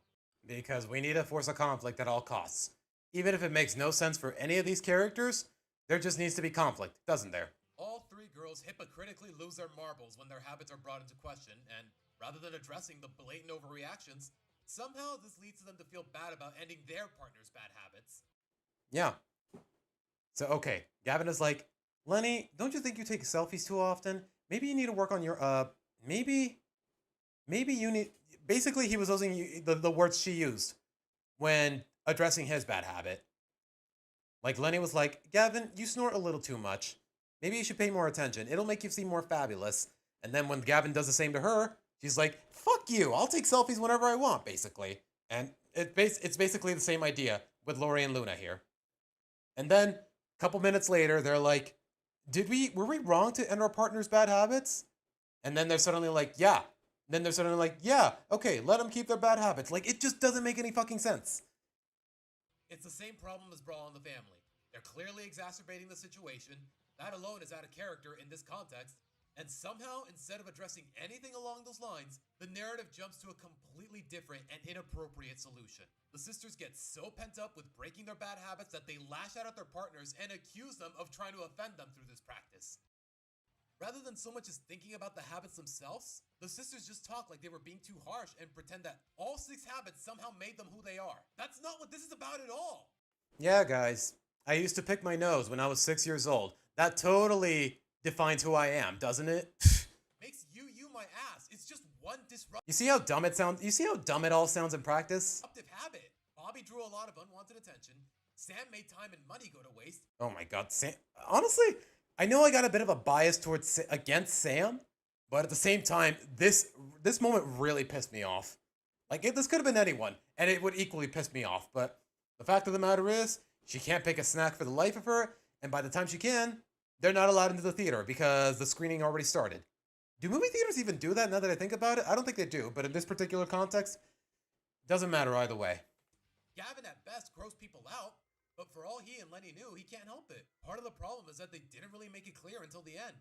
Why wouldn't someone as thoughtful as Lenny, of all people, not get that from the start? Let alone have him mention it. Yeah, she's dumb, but she puts thought into making people happy when it counts. There's a whole episode proving just that. Even if that episode does have its... Even if this episode, no spoilers, has its few problems, it's still in character for Lenny to be genuinely considerate, at least when it matters most. Especially when, like... And I think that definitely applies to her boyfriend, of all people. This whole episode is just a giant clusterfuck of forced misunderstandings and mischaracterizations. The conflict really hinges on the sisters acting offended about having their bad habits questioned, as if that ever really made any sense. It didn't, by the way. Why would they think they're being brought into question out of malice? It really seems like the only reason the girls are accepting of their bad habits by the end is because they can't healthily let go of their own. Yeah. Oh. Lori's addicted to saying literally, Lenny's addicted to taking selfies, Luna's addicted to using every surface as a drum. If they can't let go, then they shouldn't either. Like, that is such bad character development. It's crazy. Then when they try to apologize, if you can even call it that, they start rambling about how they were wrong to be fixated on the negatives instead of addressing their overreactions. Yeah, they are straight up gaslighting their way out of accountability. Like, you realize how messed up that sounds? Like, instead of saying, I'm sorry for overreacting, you were right, my bad habits should be dealt with as well, they're just saying, no, I'm keeping my bad habits, and you should too. Like, that is such a... Oh my god, I hate this episode. I know enough about Lori and Bobby to not believe that on their end. At least, that's been the case for a couple seasons. Lenny and Gavin's relationship barely even started, and even then, they're both too considerate. As for Luna and Sam, well, there's a crap ton of issues, but toxicity isn't really one of them. At least on Luna's end. Hey Luna, I'm so indecisive that I'll embarrass you in public and waste our time and money. And I'll use that wasted time to be even more indecisive. Yeah, even after they're not welcome in the theater anymore, Sam is like, oh, now I have time to buy gummy worms. Like, do they think that's funny? It just makes Sam come off as a dick. But please, don't try to change it. It's just who I am. You see how dumb it sounds in practice? Wow. I know I hold Sam in low regard, but I didn't think a lot of reasons for that would never be so apparent. As if Luna didn't have enough reason to dump this waste of a character, but I digress. Some habits were worth breaking, and some weren't. There's no absolutism, yet that's exactly what they go with. Yeah, not even with Lori's habit, and that's been there since the beginning of the series. Again, I will literally turn you into a human pretzel! That is literally the worst thing I have ever heard. You should literally text and embarrass... Yeah, for an 18-year-old, that is kind of cringe. Bobby was onto something. Like, her own boyfriend telling her, hey, maybe stop using literally even when it makes no sense. Like, yeah, that is definitely something worth addressing. Because for an 18-year-old to not understand how that word works, that's kind of cringe. Embarrassing picture of him to all his friends. You literally disgust me. I can't believe I have to emphasize this, but saying literally inappropriately is not a personality trait. None of them are. Get a clue. And to the surprise of nobody, another awful episode written by Kevin Sullivan. But anyways, that's all I can really say, guys. It's easy, abysmal, probably the worst out of all the, oh my god, man. Look at this, man. We're well into the list, and so far, we have more abysmal episodes than we do in any other category. Like, what does that tell you about the season, man? Mudkip is literally on point here. Exactly. Yep, thank you, Erica. Thank you. I don't understand that the emoji with the nails, but thank you. If the Mortician Club is so good, why isn't there a Mortician Club too? Erica, stop it. You can't clean with bleach. It's terrible for your breathing. Okay, yeah, I get that. Yeah, too much bleach, or even the littlest of bleach. I know several people for whom it can be very uncomfortable for. You got an upper respiratory infection from bleach on the worst. Oh my god. Yeah. Usually when I'm working with a lot of bleach, I tend to wear a face mask just so I don't suffocate. Yeah. Bleach, it gets the job done, but at the same time, I understand when some people don't use it in such high quantities. Ending bad habits is a thing that everyone needs to end. Yeah. It's okay to hold on to addictions. Good. Yeah, this messaging is so... It is so messed up. You keep using that word. I do not think it means what you think it means. Exactly, boo. Bro, I've seen so many memes of The Princess Bride. I need to watch that movie someday. I've heard it's a classic. I heard it's really good. And you know what? I've seen a lot of memes. I need to watch that film someday. Like, it's one of those classic films that I definitely do need to watch someday. It was literally supposed to be in the tone of Lori. That's why... Anyways, guys, that's all I gotta say. Video me covered it well enough. I just more or less still stand by everything I said there. But alright. Now, we're on to a good episode. Sleepless in Royal Woods. Okay, right off the bat, the title card is really cute. Just Lily's head on the moon. It's honestly just really cute art, to say the least. It's just really cute. And the premise is Lily accidentally has some sort of a dessert with a lot of caffeine, so while the rest of the she can't fall asleep, so Rita has to take care of her until she manages to fall asleep, even though it's really late in the night. So Rita takes her out on a car ride so she can use up some energy.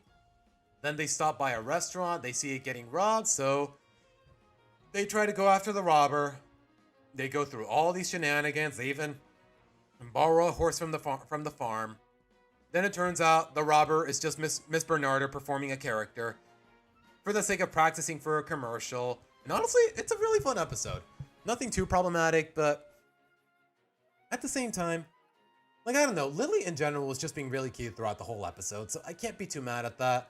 Like, the twist, it's a little problematic. Like, yeah, just because you were pretending to rob a store, it doesn't change the fact that you robbed a store, Miss Bernardo. Even if you meant to bring everything back. And then at the end of the episode, turns out the commercial Miss Bernarda was preparing for, she did not need to do all this. Like, I don't know, Miss Bernarda is just so known for being so extra for the sake of her performances, and this was definitely extra, because in the commercial, you literally see, in the commercial in question, you see nothing except literally just her hand. Like, I don't know, it's so stupid, but it's also really funny, so... And also, Lily just being really cute overall. The premise is interesting. It has a couple fun moments, so I want to give it a low neat, maybe a meh, but I'm leaning towards neat. Did Lily eat tiramisu? I don't know what they said, actually.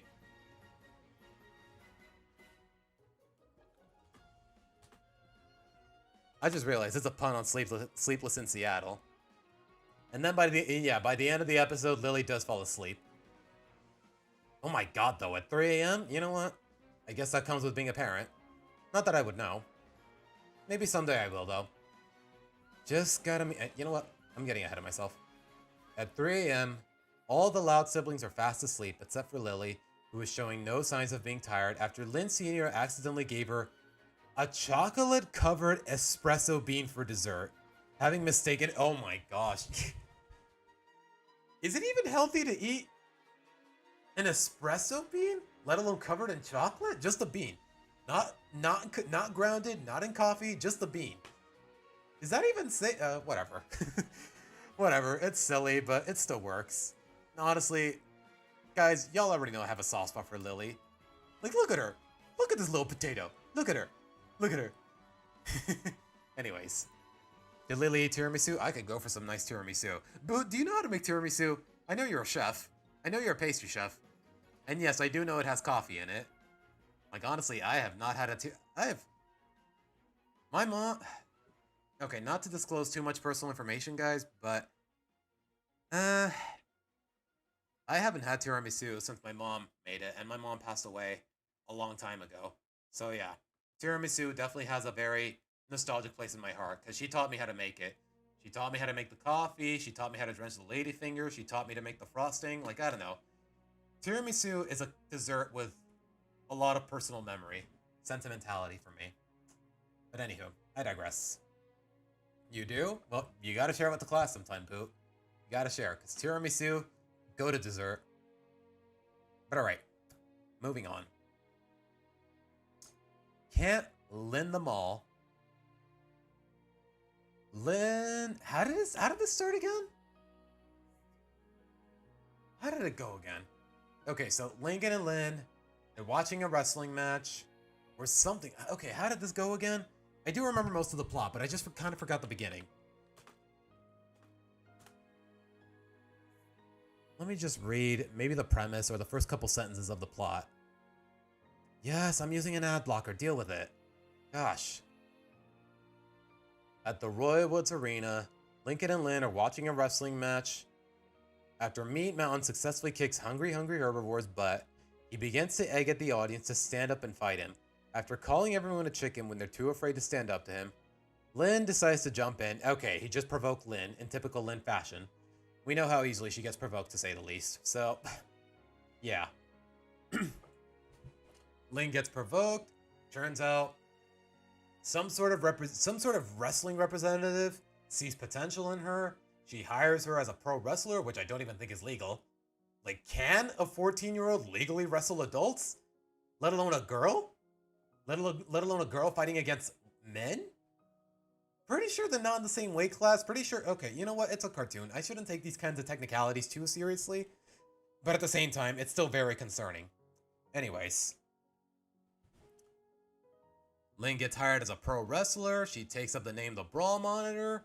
And her representative, she wants her to keep being an asshole for the sake of theatrics. But then it turns out, even though it's all for show, everyone in town really hates the way everyone in town really hates her for the way she behaves on the stage. And then Lynn realizes, you know what? I shouldn't have to listen to her. I quit.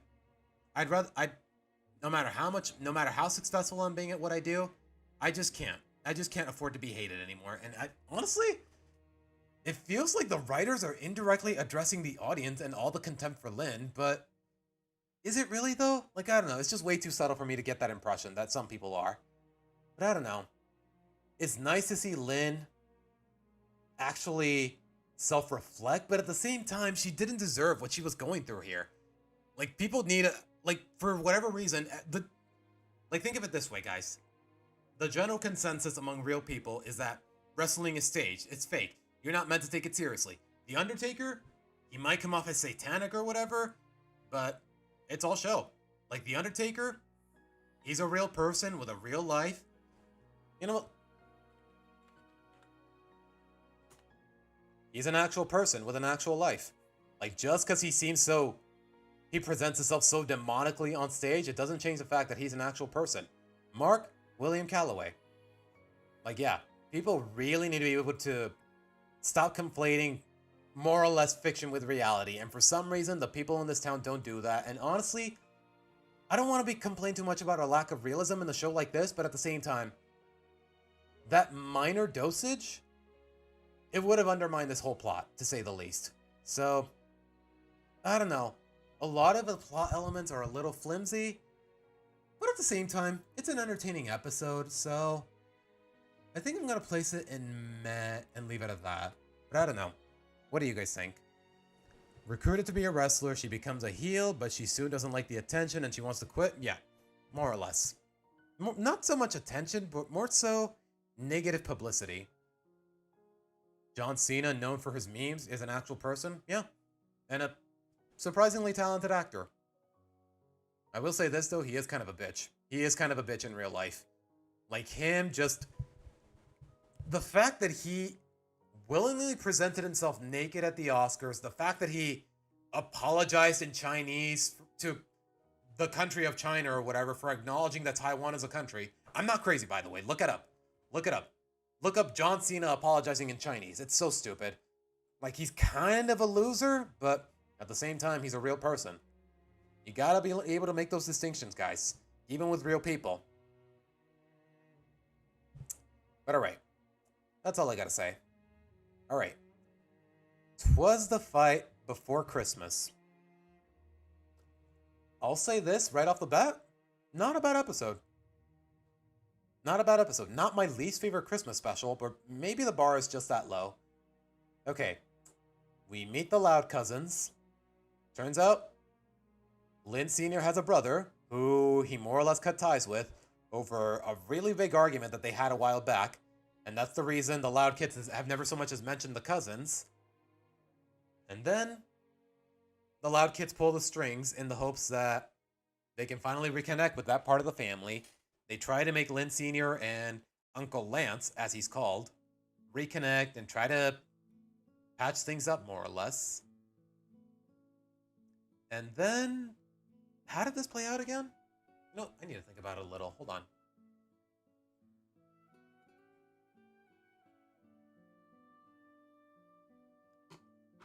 I think it's just the publicity getting to his head. Yeah, boo. Sadly, that is a very common practice in modern Hollywood. Just can't say anything bad about China because they pay for a lot of your box office and whatnot. A lot of that money comes from China. That's all I can really say. Anyways. All right. They spend Christmas at a cabin in Camp Mastodon. They try to get along. Initially, Lynn Sr. and Lance are successful at it, but then they start fighting again. Then Lincoln and Shelby hatch this plan to make them get along. They accidentally get stranded on a frozen lake along with Lori. Then Lynn Sr. and Lance have to come together, put aside their differences to help their children. I don't know. It's a little predictable, but at the very least, the new characters are memorable, and they're not just one-offs. Or for the most part, they're not. We do see another appearance from Shelby. We do see another appearance from Shiloh later.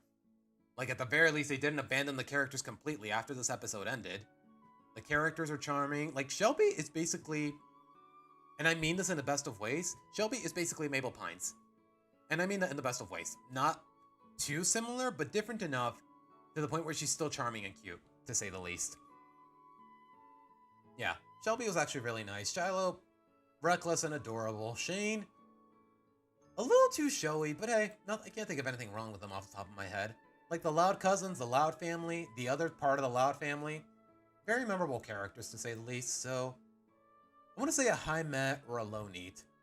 It's predictable and by the numbers as far as Christmas specials are concerned, but at the same time, I can't think of anything wrong with it, and the characters are very charming, so yeah, I'd say a low neat. Alright. 1 in a million. Apparently Flip is having like a 1 millionth customer celebration.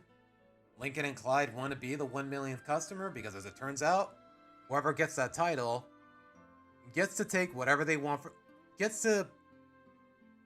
30 seconds, they get to take whatever they want from the shop for free. And honestly, I don't see the appeal. Like, okay, I get it. Free stuff from a convenience store, but Lincoln, think about it for a moment. It's freaking Flip. You know how much of a cheapskate he is. You think he wouldn't prepare for this kind of circumstance?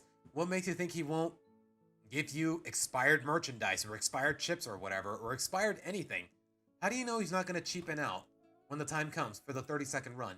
Assuming it's going to be him, but then Chandler finds out about the whole contest. He tries to get it first, blah, blah, blah. Like, I don't know. It's a conflict that's really hard to get invested in just because it's really boring.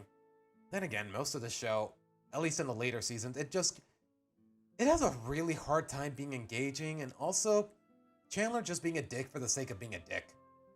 Like, it's one thing when you're competing against Lincoln and Clyde for something interesting, but you have no reason to be such a dick. Like, again, Chandler is that one instance where I get that he's meant to serve as a foil for Lincoln's character, but at the same time, it's just a really boring foil, to say the least. So yeah, it's either a yikes or a low meh. Like, I can't think of anything too good off the top of my head, but I can think of a lot of bad things. A lot of bad things I've already discussed. So I'm just gonna put it in high yikes, maybe leave it at that. I don't know. If y'all want to weigh in, then be my guest. But alright, how long have I been streaming for, now that I think about it? Almost 2 hours, now that I think about it. Cheapskate, scam artist, scumbag, it's what Flip is, yeah. I like the irony that Chandler won and lost simply because Lincoln and Clyde boomed Flip's business and didn't let Chandler truly do the shopping himself. Yeah, I guess. It's a clever twist at the end, but at the same time, I don't care about Flip, I don't care about Chandler. Most of the plot is just uninteresting, to say the least.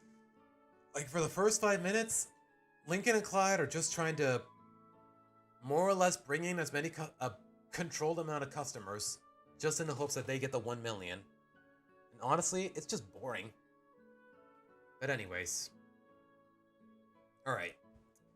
Welcome to the doll heist. Lily's having a play date with another kid from her preschool. She shows her a narwhal plushie that can do flips. Lily really likes it and says she'll trade anything. At first, the other girl refuses, but then she takes one of Lola's plushies and leaves behind the narwhal without telling Lily. And then as she's about to leave, Lily sees that her friend, I think her name was Ingrid, took Lola's unicorn plushie. Lily knows that Lola's gonna go crazy if she finds out her unicorn plushie is missing. She gets Lincoln to help her out, help her to get it back. And then some of the siblings come together to help Lily get the plushie back, or at the very least do the trade behind her back. They set up another play date at Ingrid's house. They try to get the plushie back. Like, I don't know. It's an engaging episode. It has a couple fun, charming moments with Lily. I can't think of anything wrong with it off the top of my head, and it's very memorable. So, yeah, I want to give it a neat. But I don't know. What do you guys think? You know what, guys? I've been at it for about 2 hours nonstop, so I'm going to take a break. I'll be right back.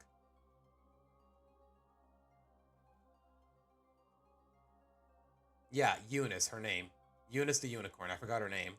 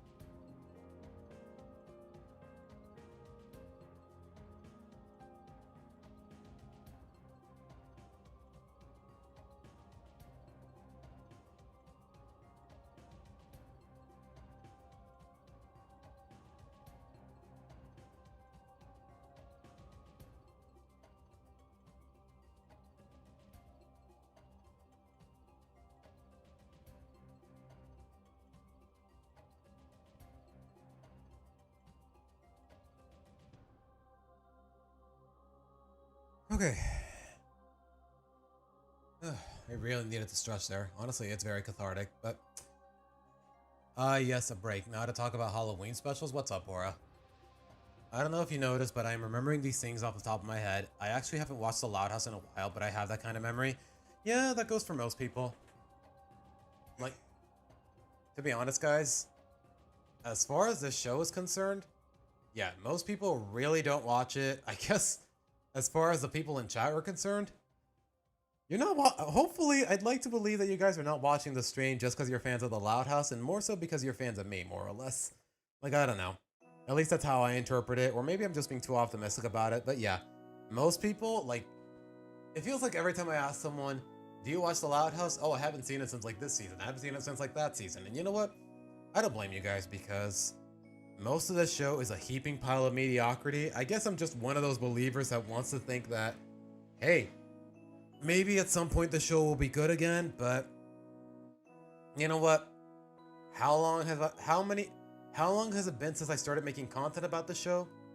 Because keep in mind, guys, my first Loud House video got published in January, but I was working on that since like late November. So honestly, it's been almost a year since I started making Loud House content in hopes of making some semblance of a difference, but if anything, it was just wishful thinking. But honestly, I just like your videos. Oh, thank you, Tails. Wasn't one of the Halloween specials in Amphibia the Gravity Falls parody? Ironically, the Gravity Falls parody is not a Halloween special. Is it? Okay, if it released around Halloween time in October, to say the least, I would consider it a Halloween special, but pretty sure they're very different. Pretty sure there's a different criteria for Halloween special. Like for Halloween special, they had basically they completely overhauled the opening, more or less, to say the least. Anyways, Dread of the Class. Out of nowhere, Luann apparently is a pranking teacher and has a whole seminar. And apparently, Ronnie Ann is about to graduate, but her final exam is basically land a prank on Luann. That's it. And we know how Luann is, so Ronnie Ann consults Lincoln. They spend the whole episode trying to land a prank on her. And then at the end of the episode, like at the beginning of the episode, Luann tells Ronnie Ann, work with what you got and you'll succeed. And then at the end of the episode, Ronnie Ann basically applies that logic, and I guess it somehow applies? Okay, at the end of the episode, they chase Luann all the way to Liam's farm, and Ronnie Ann succeeds at pranking her because at the last minute, Ronnie Ann conspired with one of Liam's pigs to land a prank on her. Like, how is that working with what you've got? You just met the pig. Like, okay, sure, I guess. The resolution is a little flimsy, but at the very least, it's a memorable episode, but the premise feels really contrived. Like, Luann already has all these jobs, and you mean to tell me that certified pranking teacher is actually an occupation of hers? Like, placing this in neat is a little generous, but it's either a really low neat or a really high meh. Like, I don't know.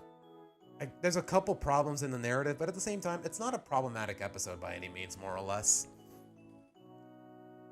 I gotta find out that girl Jordan barely does anything despite her being so hyped up in the fanbase. That's what I'm saying, Erica. Like in season 2, it seems like they were trying to slowly weave her into Lincoln's friend group, but then Stella came along and they just forgot girl Jordan ever existed. Like, honestly, I don't understand. Like, I can see how it might have started, but at the same time, nowadays, why does anyone in the fandom care about this character? I honestly don't know. Like, I have seen one too much fan art of a character that's so irrelevant all these seasons later. Like, I honestly don't understand the appeal or the hype. Like, I don't know, they were really trying at first, but we already know that, or at the very least, we can safely guess that they more or less scrapped Girl Jordan just to make room for Stella. Just to make room for, and I hate to refer to such a likable character this way, basically just another diversity token. Like, it is still so infuriating that they introduced a character like Stella with such great character development for Lincoln, with so much potential for such a meaningful and heartfelt dynamic in the form of Stella, only to find out that they did nothing with it. And that just tells me that the writers were thinking, you know what? If a good story comes out of it, who cares? She's just here to fulfill our diversity quota. Why do you think we gave up on Girl Jordan altogether instead of just implementing both? Like hell. They could have just kept Girl Jordan instead of introducing Kara, but hey, what do I know? Hell, would it be contradictory to Girl Jordan's character if she was the one whose parents owned the comic book store instead of introducing Kara? Like, honestly, that would have been a really interesting. Speaking of which, though, we may as well talk about that episode since it's already here. Oh, what are the odds? Anyways. Beg. No, wait, I didn't even talk about I put Riddle School in neat without even talking about it. Let's talk about it. Yeah, apparently that's all it takes, Erica. Like, yeah, she has not been. She had an episode where she was involved in season 5, but that's it. Before then, she hasn't been relevant since season 2. Not only did they do nothing noteworthy for Stella, but now Kara, a character that had like 2 episodes is worthy of attention, is in the main friend group. And on top of that, Enigma, if you've seen the episodes from season 9 that got leaked, or you know what, I think they've officially aired in Mexico, but they got leaked on Twitter for the American audience. If you've seen Kangaroos, it's a whole episode that's set entirely in the middle school. Kara's completely absent for whatever reason. The whole Action News team is there, but for whatever reason, Kara's completely absent. Like throughout, like, okay, I guess we gave up on her already too. I don't know, but only time will tell. Because girl characters just happen to be more expendable than the guy characters in Lincoln's. Honestly, if there's any character in Lincoln's friend group that's expendable, it's definitely Zach. Like, to this day, I still don't care. To this day, I don't care about his alien conspiracy theories. It's never amounted to anything meaningful. And don't worry, we'll get to season 8. We'll get to season 8 where the aliens are most prominent. But anyways, Riddle School. So Lincoln and friends go to lunch. It's spaghetti day. The spaghetti is really uncomfortably spicy for whatever reason. And then it turns out it's a massive prank. It's just the start of a series of pranks by someone called the Swindler. He's leaving a bunch of clues for the Action News team, and they have to figure them all out before it's too late, before he unleashes all of his pranks on the school.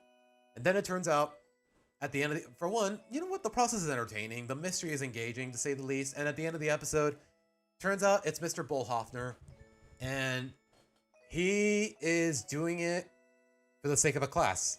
The first assignment for a class that all of the Action News team signed up for, called EAT, which, as it turns out, is not an eating class. To the disappointment of the kids, it's not an eating class. It's an acronym for espionage and traps. Like, I don't know. I like the twist. It's entertaining. All of Lincoln's friends, including Lincoln himself, show off some semblance of character. Some more than others, especially Clyde and Stella. Rusty and Zach, they don't really do much. And Liam, he's just there, more or less. Alien hunting. Zap, yeah, you can sum up Zap's character with just... You know, let me put it this way.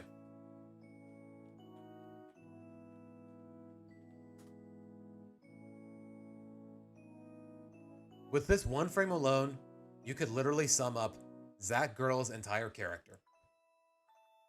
Straight up. That's all you need. Like, what does that tell you? But anyways, nice episode.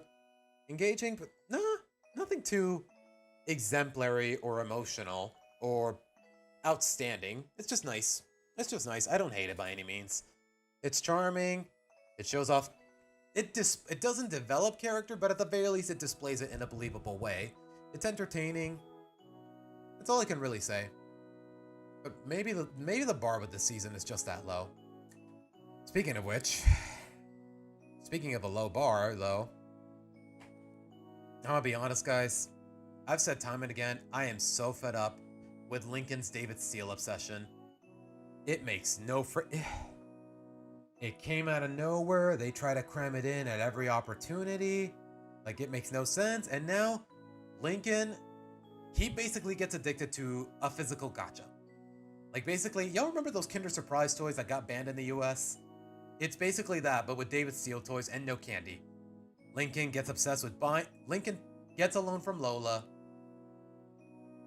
He gets a little too uppity with his spendings until he actually gets the toy he wants. He goes into debt with all his sisters. Then he can't afford to pay them back, so he sells all the toys. Turns out one of the toys he got is a really rare factory defect that he can sell for enough money to pay his debts, which honestly, it's really annoying. That's really frustrating. The fact that the episode teaches that, okay, don't bother paying your friends back. Don't bother trying to pay your debts. You'll get lucky enough, you'll go unpunished, like don't worry about it. Just spend to your heart's content. That is such bad messaging. The premise is so forced. It's also the first episode where we see Kara.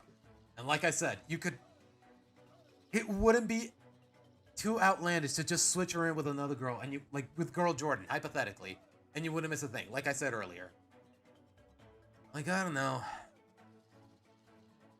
Like, Lincoln goes into debt, he can't afford to repay it, so at first, he starts doing all these things for his sisters where they basically torture him. He has to stay in a coffin for Lucy. He has to basically run all these errands for Lola. Like, Lincoln's behavior is just so stupid and so dickish, and he goes completely unpunished for it. So, yeah, easy abysmal. Would I say my least favorite of the season? Close, to be honest. Just close. Really close. But alright. Alright. Bye, Tanya.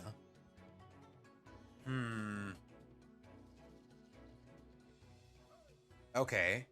So, Lenny's beloved mannequin. Can I even call... Okay, that is just... The premise alone is already stupid. Why is Lenny so attached to this mannequin? I honestly don't know. Doesn't make any sense, but here we are. Apparently, the mannequin... One of the mannequins that she's gotten attached to at the boutique she works at is getting recalled. She's gotten too attached to it. She doesn't want to let it go. So, she follows it to the factory where it's going to be destroyed. And then her co-workers join in because the mannequin, it means a lot to Lenny, but the reason for it still make no sense. She's being really stubborn and really stupid. And then they might get in trouble with their boss for leaving their workplace. And then at the end of the episode, her boss is like, you know what? This mannequin is family. Like, no, it's just dumb. It's just dumb. I don't care about this character. If you can even call Tanya a character. Like, for some reason, there's like a bootleg Mario and Luigi as the factory workers for whatever reason. Like, it's not entertaining. It's not funny. The premise is dumb. All the characters are dumb. It's just dumb. Dumb.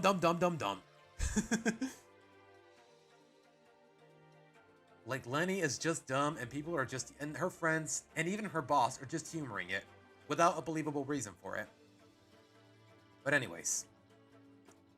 Love me tenor. Tenor? I don't know how to pronounce that last word. I don't definitively. Anyways. How did this go again? Okay. Lincoln and friends leaving Gus's Games and Grub after having a day of fun. They go back because Liam forgot his retainer or whatever. Then when all the lights are off, they see someone at the arcade. They assume it's a burglar. They try assaulting him. Turns out it's just Gus. Trying to sing opera, practicing opera music because he always dreamed of being an opera performer, but he's really he has a lot of stage fright, so Lincoln and his friends try to help him boost his confidence because he does so much for them. And honestly, it's a charming episode, to say the least. And like at first, Lincoln and friends, they help him build his confidence, and ultimately, it's Lincoln and Stella, two characters who struggle with confidence in the past in some capacity, like when Lincoln met Stella, or Stella needed the confidence to give that speech at the science fair. Like, it's fine. Like, it makes sense that out of all the characters to boost his confidence, it's those two. But then, Gus's opera singing gets too popular to where he completely overhauls the arcade and turns it into an opera house.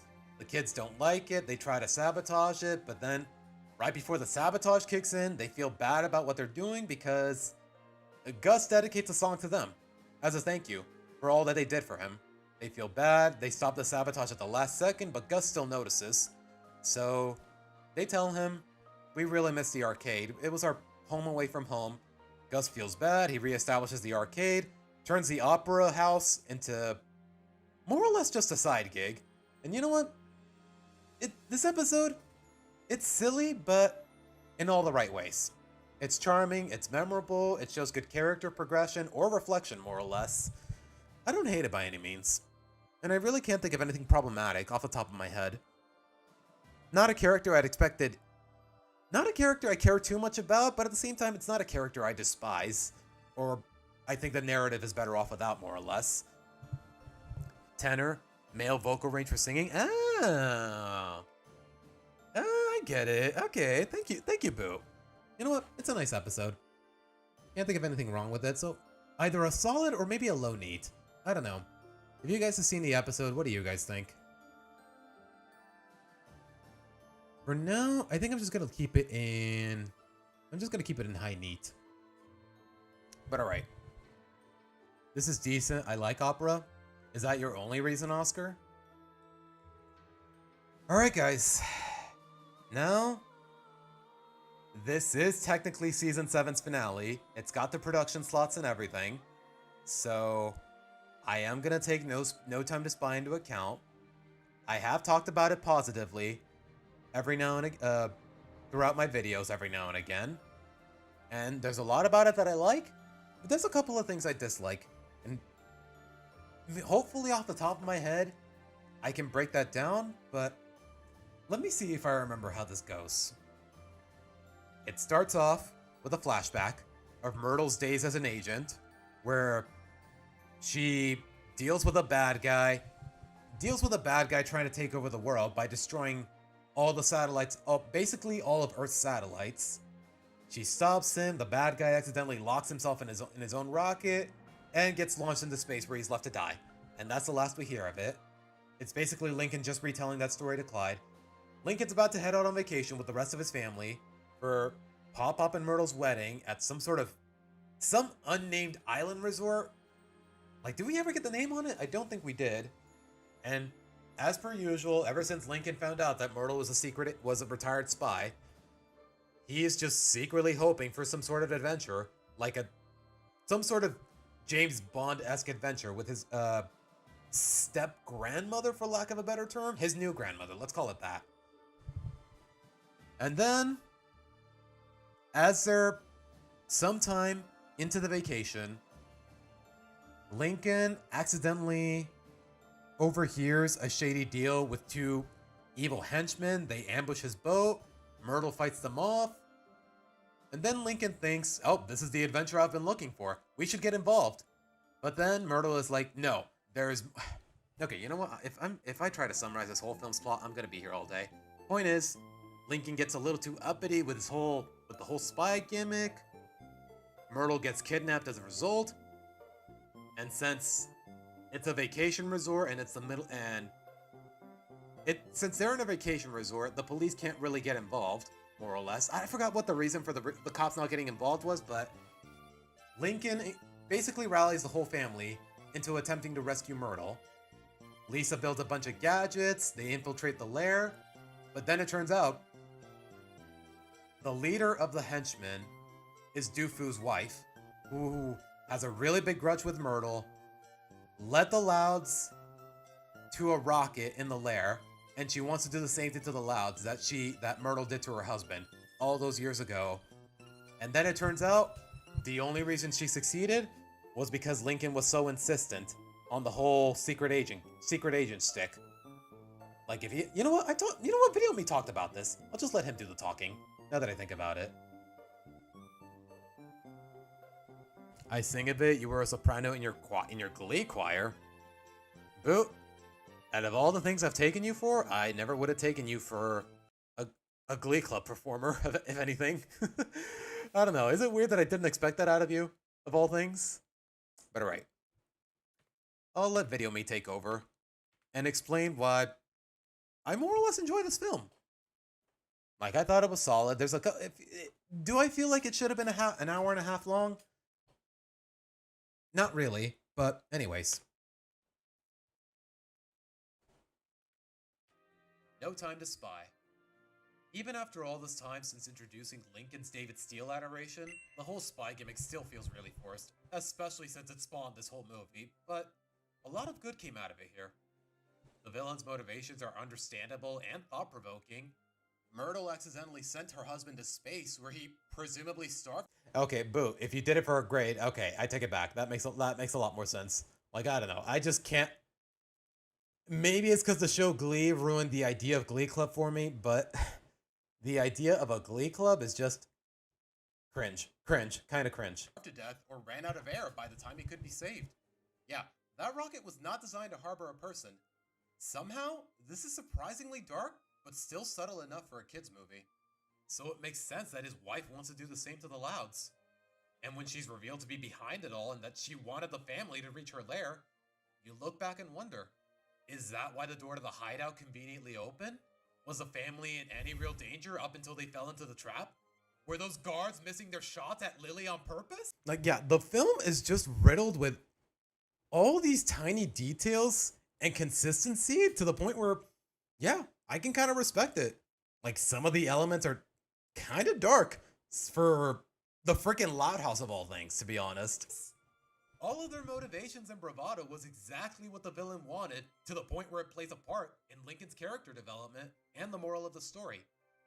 The whole film, Lincoln's thrilled that a retired spy is going to be wedded to his family, hoping for some sort of adventure like in his comic books, only to realize that if he wasn't so caught up in his fantasies, his whole family wouldn't be trapped in a rocket to be left to die. If he had just stayed put and let Myrtle's agency take over like intended, the villain would have already lost. Yep. After the first ambush, Myrtle immediately calls her boss and tells her, "Get my family out of here and get another agent in on this." But then Lincoln is like, "No, Myrtle, wait, this is our chance to be heroes. This is our chance to be like David Steele." And then he takes Myrtle's phone behind her back, agrees to the mission, and all of this ensues. And then near the end of the film, Lincoln's like, "This is all my fault. No, I'm the one who agreed to the mission. I'm the one who led you guys here, and that's exactly what the villain wanted." He has every reason to blame himself to the point. So yeah, when he's crying and dumping the comics in the toilet, like, damn, you're actually making me feel for. The last time they made me feel for this character was 4 seasons ago. We already know how much of a mediocrity streak this franchise has had. So the fact that I'm actually feeling for this character well into season 7? Like, honestly, the whiplash alone is just selling me on this film. He discards his comic books in shame and sacrifices himself so this family can get off the rocket.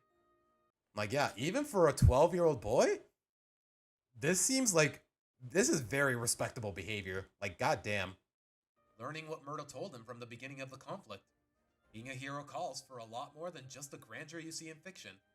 On top, like, at some point early in the film, Myrtle is like, "Lincoln, there's more to being a hero than just fighting bad guys, having gadgets, yada, yada, yada." And then Lincoln just shrugs it off, more or less. But the resolution is really sweet, especially with the music. In the end, Myrtle blames herself for all of this happening, but her newfound family reassures her that they're fighting with her, not for her. In a cartoony world like this one, I don't see a reason to undermine that idea if it's coming from a 12-year-old boy. Yeah, to be honest, this is the kind of world where you don't have to take the idea of children fighting criminals too seriously, to say the least. And yeah, I understand why Myrtle blames herself. Even though it was more or less all of Lincoln's fault, he's a 12-year-old boy. Like, it's her history, it's her beef with Fifi, that's her name, that's the villain's name, by the way. Like, at the end of the day, Lincoln is just a 12-year-old boy in her family. She can't bring herself to hold this against him too much. So yeah, it all just adds up so spectacularly in the emotions department. And I'm sorry. And to be honest, the soundtrack is very memorable, as I'm about to discuss here. Sorry, if you put your leitmotif in a soft orchestra, you got me.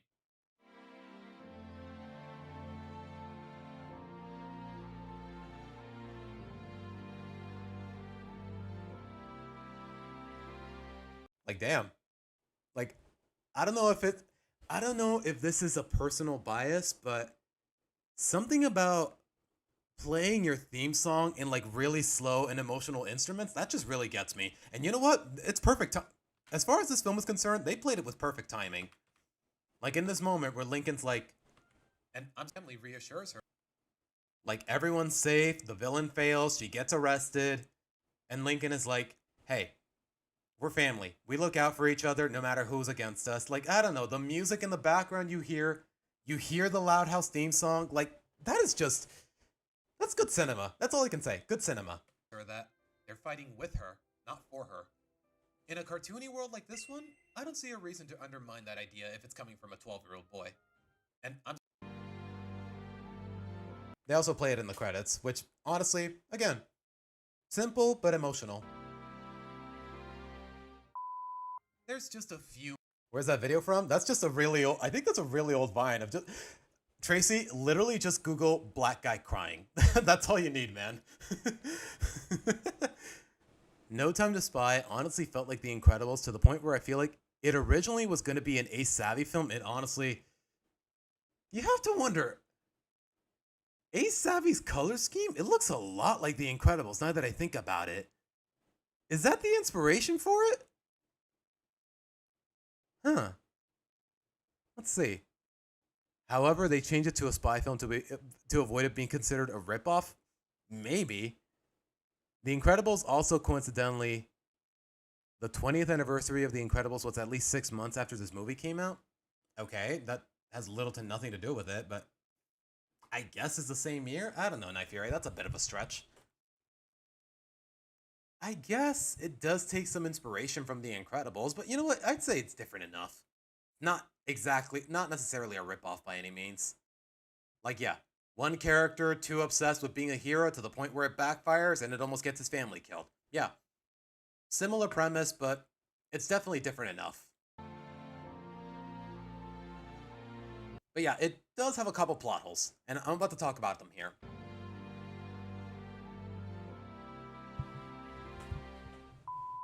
There's just a few minor issues. Problem 1. How did no one identify the Myrtle imposter until Lincoln showed up? Yeah. The whole time Myrtle is off doing spy business, she hires one of the bellhops to disguise himself as her, and nobody recognizes her. Nobody in the family recognizes her until Lincoln conveniently shows up. All it took was one look at the plunger stuck to his head. Like, yeah. Basically, the Loud Sisters took out the Myrtle imposter for a bachelorette party. They stumble upon Lincoln. Lincoln hops on the limo. He sees Myrtle, and he's like, wait a minute, that's not Myrtle. How did nobody else recognize her? Like, that just makes no sense. Problem 2. Is Lenny really dumb enough to throw away the one thing that could have helped them get out of the rocket just to take out one henchman? I honestly doubt it. Yeah. Her lipstick can cut through metal. There's no reason to doubt it could easily cut through glass. If she had just kept the lipstick, they would have broken out of the rocket long before it would have launched, and the villain would have failed. That's it. It's crazy how they conveniently wrote out the lipstick just by making her throw it at a henchman. Like, she's dumb. I think Lenny is dumb, but I don't think she's this dumb. Know what I mean? Problem 3. If Lori caught the fish in the end, oh my gosh, The Incredibles did launch in 2004. God, Night Fury, I did not need to be reminded how old I am. I did not need to be reminded how old I am, dude. Would have shown real progress for her side plot of catching the bouquet at the wedding. Yeah. Lori's got this whole side plot of she wants to catch the bouquet at Bobby's wedding, so Lynn's throwing stuff at her at random times in hopes of getting her some practice, but not once throughout the whole movie, not even near the end, was Lori successful at catching anything. But she still catches the bouquet at the end. Like, honestly, that moment just doesn't feel earned. Like, it doesn't feel like there was any progress. Problem 4, and it's kind of a biggie. Remember when Luna established... Like, honestly, Night Fury, if your plot's tension, climax, or whatever, if it just hinges on one element that could easily be forgotten about, like, I don't know, that's just a really glaring plot hole, to say the least. Episode that rock and roll is her style and she won't compromise it so drastically. Yeah, I guess, but maybe they shouldn't have written Lenny's lipstick in the first place. They could have easily cut the power in some other way. I don't know. That's gone here. I get that she wants to perform at a family wedding, but she's practically just doing karaoke of a pop song. That also, again, minor nitpick. rock and roll is her style and she won't compromise it so drastically. Yeah. Remember how she spurred herself into writing a pop song, and then these two judges tried to basically sabotage her whole style just for the sake of publicity. Then Luna realizes she needs to be true to herself. Is that what she's doing here? Is that what she's doing here? Performing a pop number just for the sake of the film's album, which is available on Spotify, by the way, for whatever reason. Practically just doing karaoke of a pop song. Like, guys, just because Luna's the musically gifted loud sister, it doesn't mean she needs to be in charge of every musical number. Go dance with your family, you dummy. Like, she could have easily been dancing with the louds here, and honestly, I would have liked that a lot better. But like I said, minor nitpick. Last but not least. But that's all I really gotta say. No Time to Spy, great film. Oops. It's got a couple issues. It's definitely very enjoyable. Like, by Loud House standards, it's definitely above average.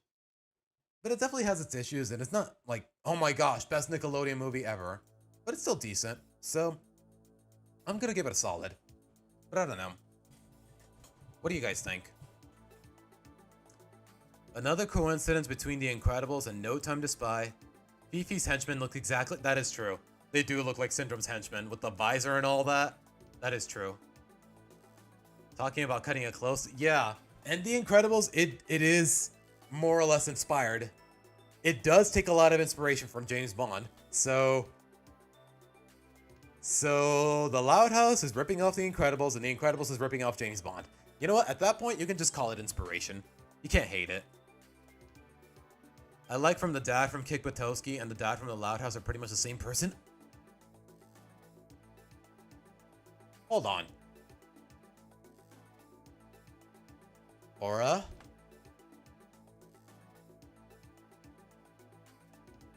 Okay, they look alike, but let me see. Hold on. Yes, I'm using ad blocker. Deal with it. Worry word type of fellow. Overcautious, overreactive, obsessive, neurotic. Usually happy-go-lucky and is always seeing as very cheery. That might be a bit of a stretch, Aura. I don't know.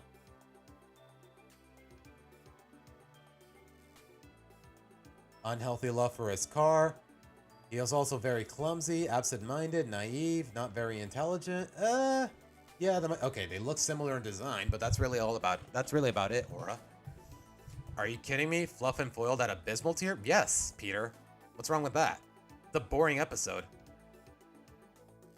Like, dude.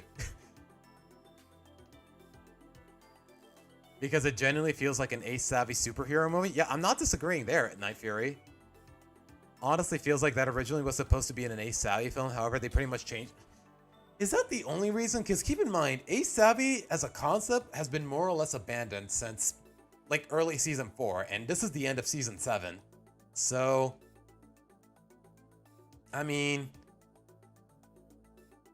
I guess there's some similarities, but I don't know. It's all just conjecture at the end of the day, Night Fury. Holy moly, Kick Buttowski in the big 2025.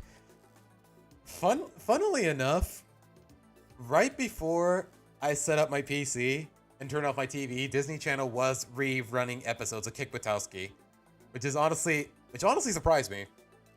Because keep in mind, guys, Disney XD, it got shut down here in Mexico, and the last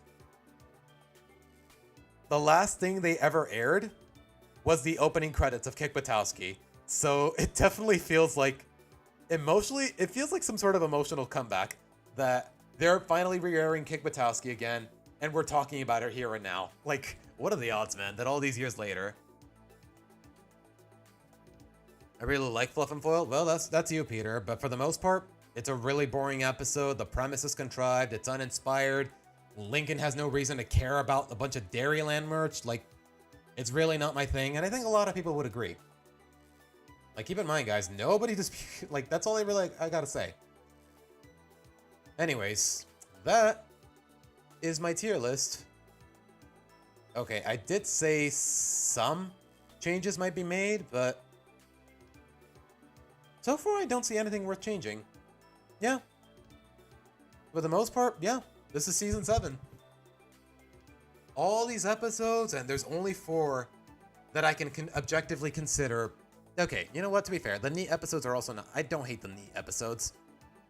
Like, for the most part, just another season of midness, to say the least. Like, nothing too crazy, but also nothing amazing either. Okay, you know what? That's not entirely fair. Like, I don't know. I'm really mixed on this season, guys. Like, for the most part, it's mediocre, but there's a handful of hidden gems. Like, the top 2 and solid episodes, there are episodes that I'm more than happy to watch again. Like Candy Crush and Doll Day Afternoon. We got lore, we got character development, we got classic cartoon shenanigans. It's got everything. It's a jack of all trades. But other than that, yeah. That is my tier list for Season 7. At least I found some good episodes of the bunch. Yeah, as we go on with the seasons, it's gonna get harder and harder. Like with Season 8, you know what? Should I even bother making a tier list for Season 8? Like my latest Loud House video, it more or less already covers every episode worth mentioning in the season. But you know what? For the sake of consistency, I think I will definitely do it anyways tomorrow. But to reiterate, guys, next week, I will try to get in a couple of chapters of Companionship, and even in this stream as well. But next week, I'm mostly just going to be streaming Legend ZA. Just because it drops on Thursday, starting on Friday, mind you. It drops Thursday, but Friday night, I'm going to be streaming ZA as long as I can, for as long as I'm awake, because usually after work, I'm exhausted. But yeah, Friday night, Legend ZA, be there or be square. I hate using that term, but you know what? There's no better way to describe the circumstances. Nickelodeon executives probably had Crash Nebula pilot PTSD. I look forward to the day you tier list The Simpsons. Aura, there is over, what, 30 seasons of The Simpsons? Yeah, no, I'm not a masochist. Like, at the very least with the Loud House, it gets re-aired frequently to where I've seen every episode, and it's only 9 seasons so far. Like, at the very least, I can rank the seasons individually, but with The Simpsons, good luck finding every episode. Actually, are they available on Mexican Disney Plus? I have doubts, because last time I had a Disney Plus plan, not all of the episodes were available. Yeah, there's the pizza episode, there's Incognito. I can only think of like 3 or 4 episodes off the top of my head from Season 8 that I actually really liked. Ellis Mark already did that? Yeah, how'd it go for him? What was that episode? How long was that video? Like 6 hours long? You know what? Let's see.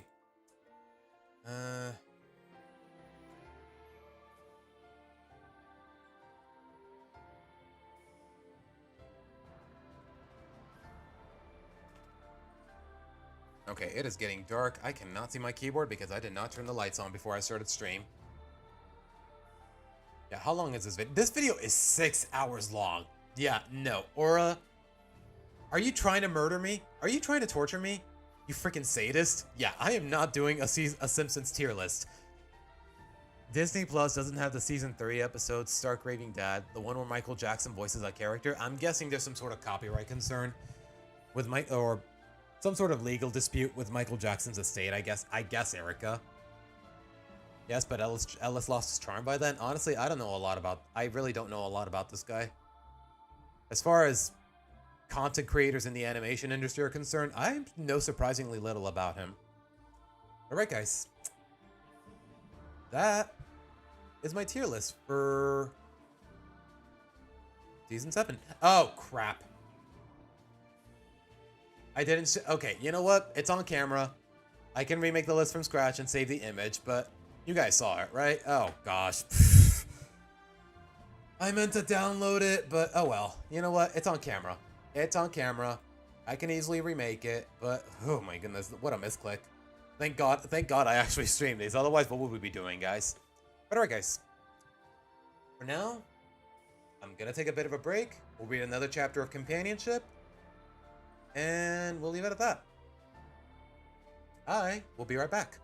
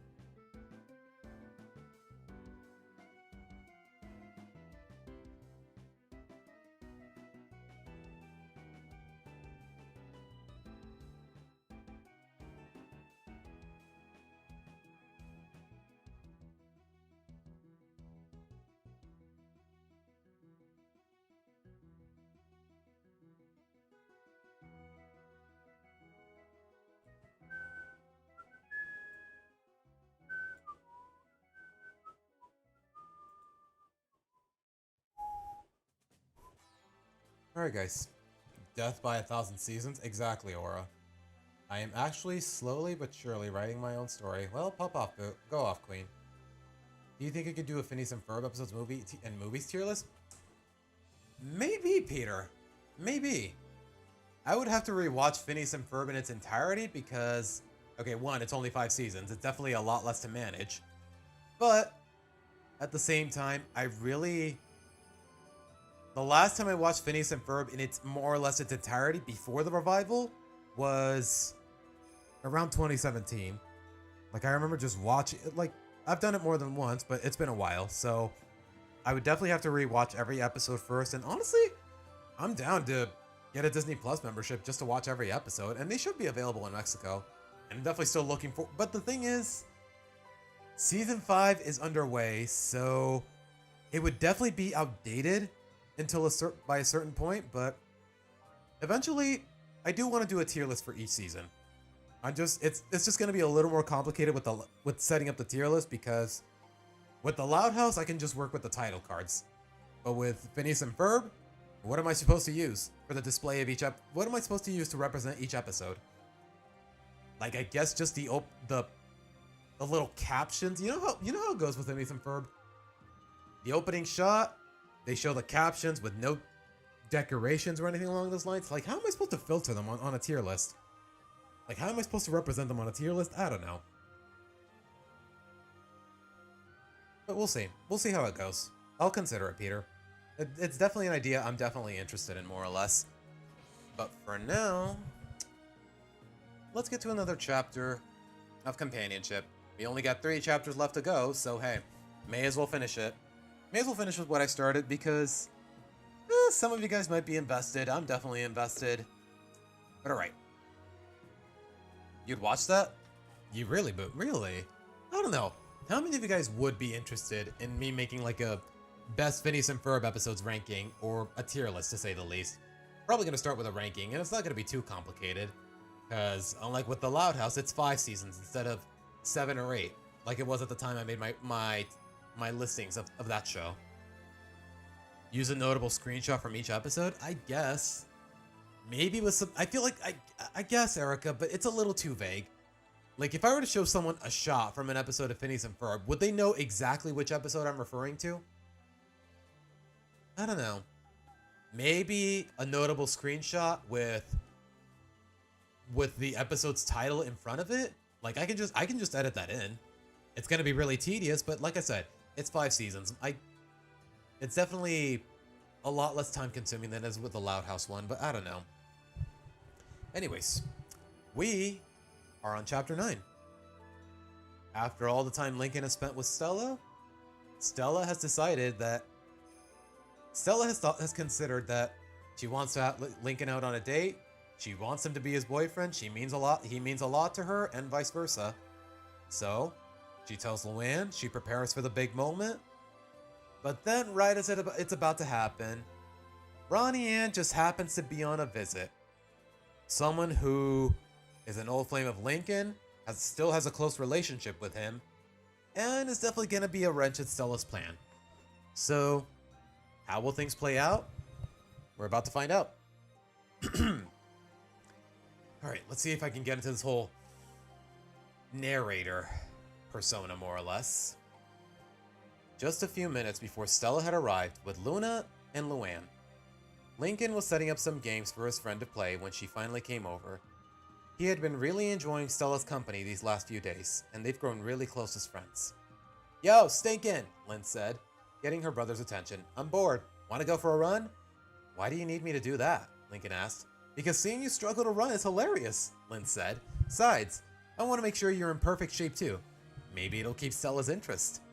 Lincoln was going to argue, but he was tired of having to constantly explain himself, so he decided to question her.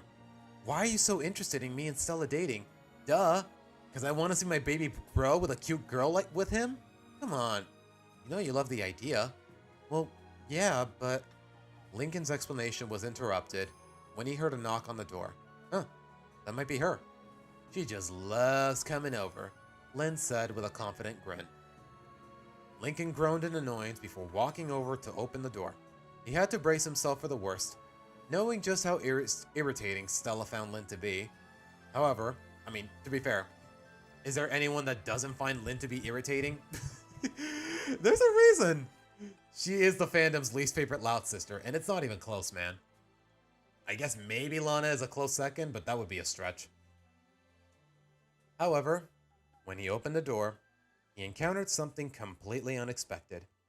Standing on the other side of was his best friend from the city, Ronnie Ann? This got Lynn's attention as she rushed to the door. Seeing the former Royal Woods girl, along with her brother, her cousin, and some other girl. Okay, I guess that's how we're labeling Sid. Sup, Lamo? Okay, in canon nowadays, Ronnie Ann really doesn't call him Lamo. That's all I can tell you.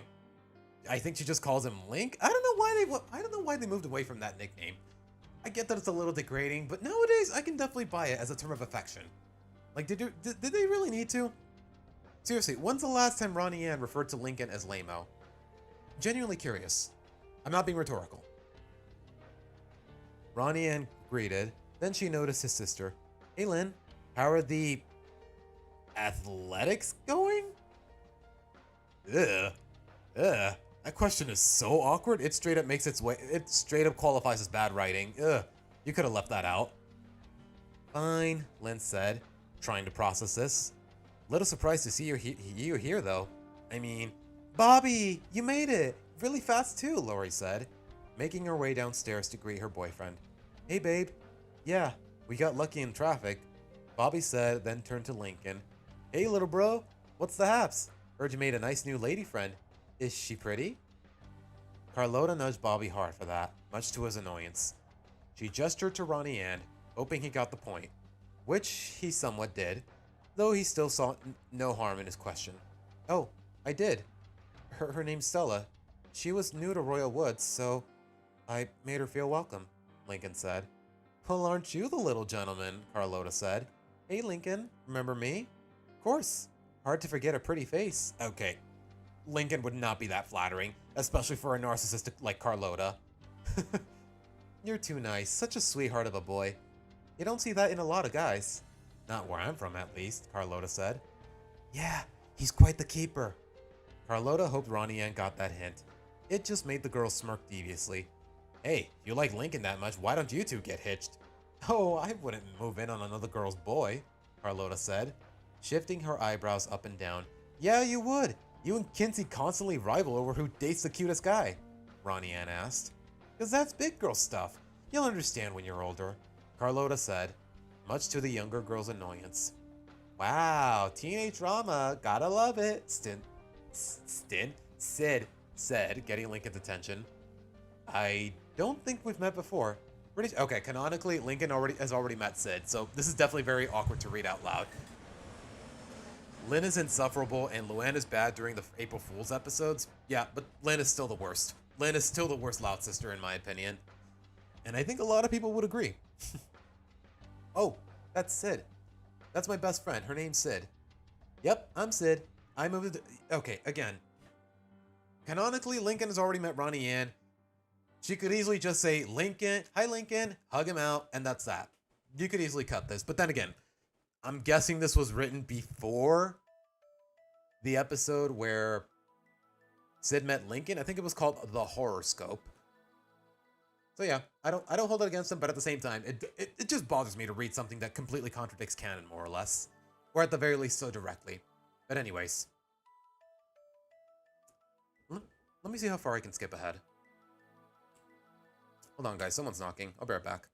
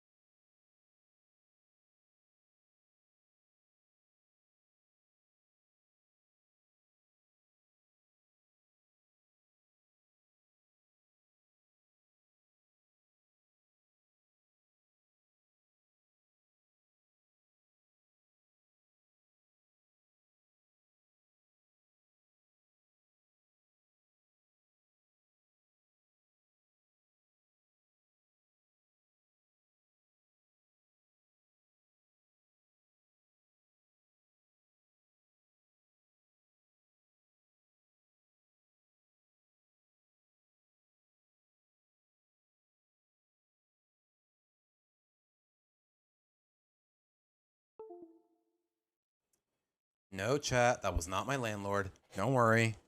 I'm not in trouble again.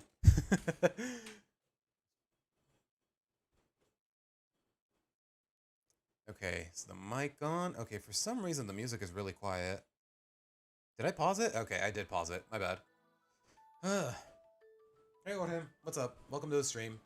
We already finished the tier list, but if it makes you feel any better, you're just in time for the next chapter. But yeah, guys, as far as tomorrow's stream is concerned, yeah, we are going to do a Season 8 tier list, especially because the season is really short compared to the rest of them.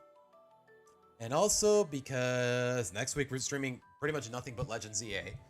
I'll get in the chapter or companionship in each stream next week, but for the most part, I'm just going to be streaming Legends EA because I've been really looking forward to that game. You know what? Maybe I should strictly stream it on Twitch just for the sake of not damaging the YouTube algorithm. I don't know. Just for the sake of not screwing me over as far as YouTube's algorithms are concerned, but we'll have to wait and see. But alright. Where did I leave off?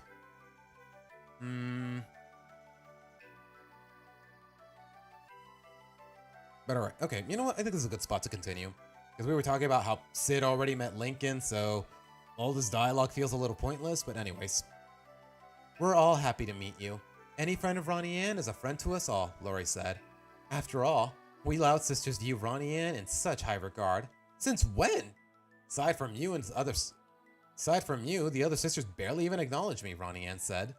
Lori laughed nervously. Don't be silly. All of our sisters like you. Your family and our family are just so close. Isn't that right, little bro? Yeah. I've said time and again, I am really not sold on the dynamic between the Louds and the Casagrandes as a whole. Like, you can just tell. Like, the Louds are just being used to promote the Casagrandes, and that's how it went, and they still got canceled after just 3 seasons. And you know what? This is getting kind of meta. I'm not gonna lie. How many chapters are left after this? This is chapter 9. There are 11 chapters, so 2 more to go. We're gonna finish chapter 9 today, and that'll be the end of the stream because I gotta record the lines for the Phineas and Ferb video. And hopefully tomorrow, if things go to plan, I'll finish editing and publish it on Sunday night. We'll have to wait and see. But alright. Yeah, I guess. I mean, it's usually me and you that go visit them, though, Lincoln said. Honestly, I don't even know the names of Bobby's cousins, Lynn admitted. Thank you, Lynn. For once, I'm with her. For once, I agree with Lynn on this one. Like, yeah. If I was just the average TV goer, I would not remember the names of most of the Casagrandes for the life of me. And I think the same applies for most of the Louds. Lynn, maybe you should go upstairs while Lincoln and Ronnie Ann catch up. Lori said, then turned to Bobby and his company. Why don't you all come in? Make yourselves comfortable. Don't gotta tell me twice, Sid said. Walking in first with Ronnie Ann right after, followed by the 2 teens. Wow, nice place you got there.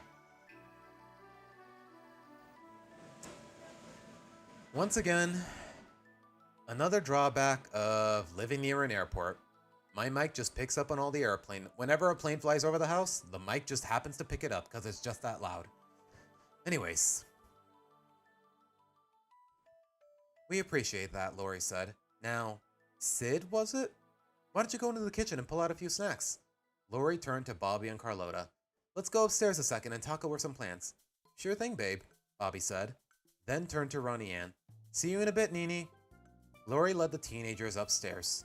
Lynn, looking quite suspicious of Lori's motives. As Lori had gone upstairs and into her room, the arrival of Bobby had finally caught the attention of every sister in the house. Is that Bobby? Lola asked. Lori didn't say anything about Bobby coming over, Lana said. Quite interesting. He seems to have his cousin with him, Lisa said. From inside Lori's room, Lenny's voice could be heard.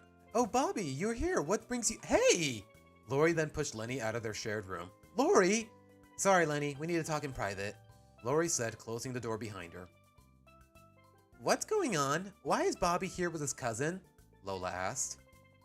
She's not the only one who came, Lynn said. Gesturing downstairs, the sisters looked over to see Ronnie Ann talking with Lincoln. Well, that's to be expected. No real surprise, Lisa said. So, none of you knew Bobby was coming, right? Lynn asked, getting a murmur of no's, confirming Lynn's suspicions. Figures. Why would Lori hide the fact that Bobby was coming? And with Ronnie Ann, just when Lincoln was getting friendly with Stella. You don't think she's trying to set up Lincoln with Ronnie Ann, do you? It's Lori, of course she is, Lynn said, looking down the steps at her brother talking with his friend. I'm willing to bet that she set this up the moment she saw how well Lincoln and Stella got along. She never let go of the idea of our brother getting up with her boyfriend's little sister, just to bring their families closer together, Lynn said. But what's going to happen to Stella then? We gotta keep an eye out for her. Make sure Lori doesn't do anything too bad to her, or scare her off at least, Lynn said. For the first time in a few days, I actually agree with Lynn, Lucy said. Aw, thanks, Luce. Does that mean you actually forgive me? Lynn asked. Don't get ahead of yourself. I live 3 minutes from an airport and a block away from railroad tracks. Oh, 30 minutes. Okay, 3 minutes? How is that? Boo, that is concerning. Like, I would say at least the property value is decent, but yeah, I also live about a half hour away from an airport. Well, not really a half hour. I haven't really measured the time, but you know what? The less I disclose about my location, the better. I'm not about to dox myself in any capacity. Aw, thanks, Luce. Does this mean you actually forgive me? Don't get ahead of yourself, Lucy warned. Downstairs, Lincoln and Ronnie Ann were talking about this current situation. Lori didn't tell me you were coming. If I'd known, I would have prepared better. Hey, you look fine to me, and Bobby didn't tell me much either until yesterday. He told me a few days ago not to make any plans, but now I know why. He said Lori set this up, Ronnie Ann said. Was it because I didn't come last week? Like, were you upset? Lincoln asked. I was bummed, but I wasn't upset. I mean, yeah, it's 3 hours by car. Plus, I don't blame you for wanting to duck out on all the labor. Well, that and you already had plans, Ronnie Ann said. Well, what did Lori plan for us anyway? Lincoln asked. Before Ronnie Ann could answer, that's when the door opened. That's when Luna, Luann, and Stella made their way into the house. That's when things got really complicated and awkward. Stella had just found a rival neither girl really expected to have. Everything could have gone better. It could have been perfect for Stella, a chance to finally confess how she felt about Lincoln, or at least confirm if whether those feelings were real or not. Now Ronnie Ann is here. She can't tell what the other girl is thinking at the moment at all, wondering if she's going to be friendly, or wondering if there should be any worry. There was quite a bit of tension between both Stella and Ronnie Ann. Like, honestly, it bothers me that even in canon, Stella and Ronnie Ann have still never met. 6 seasons after Stella was introduced, and still nothing. Like, it would be such an interesting conflict, dilemma, dynamic to say the least. Both of Lincoln's love interests in the same room. Like, I don't know, there's just so much potential for good material, especially considering how much their personalities contrast. But anyways.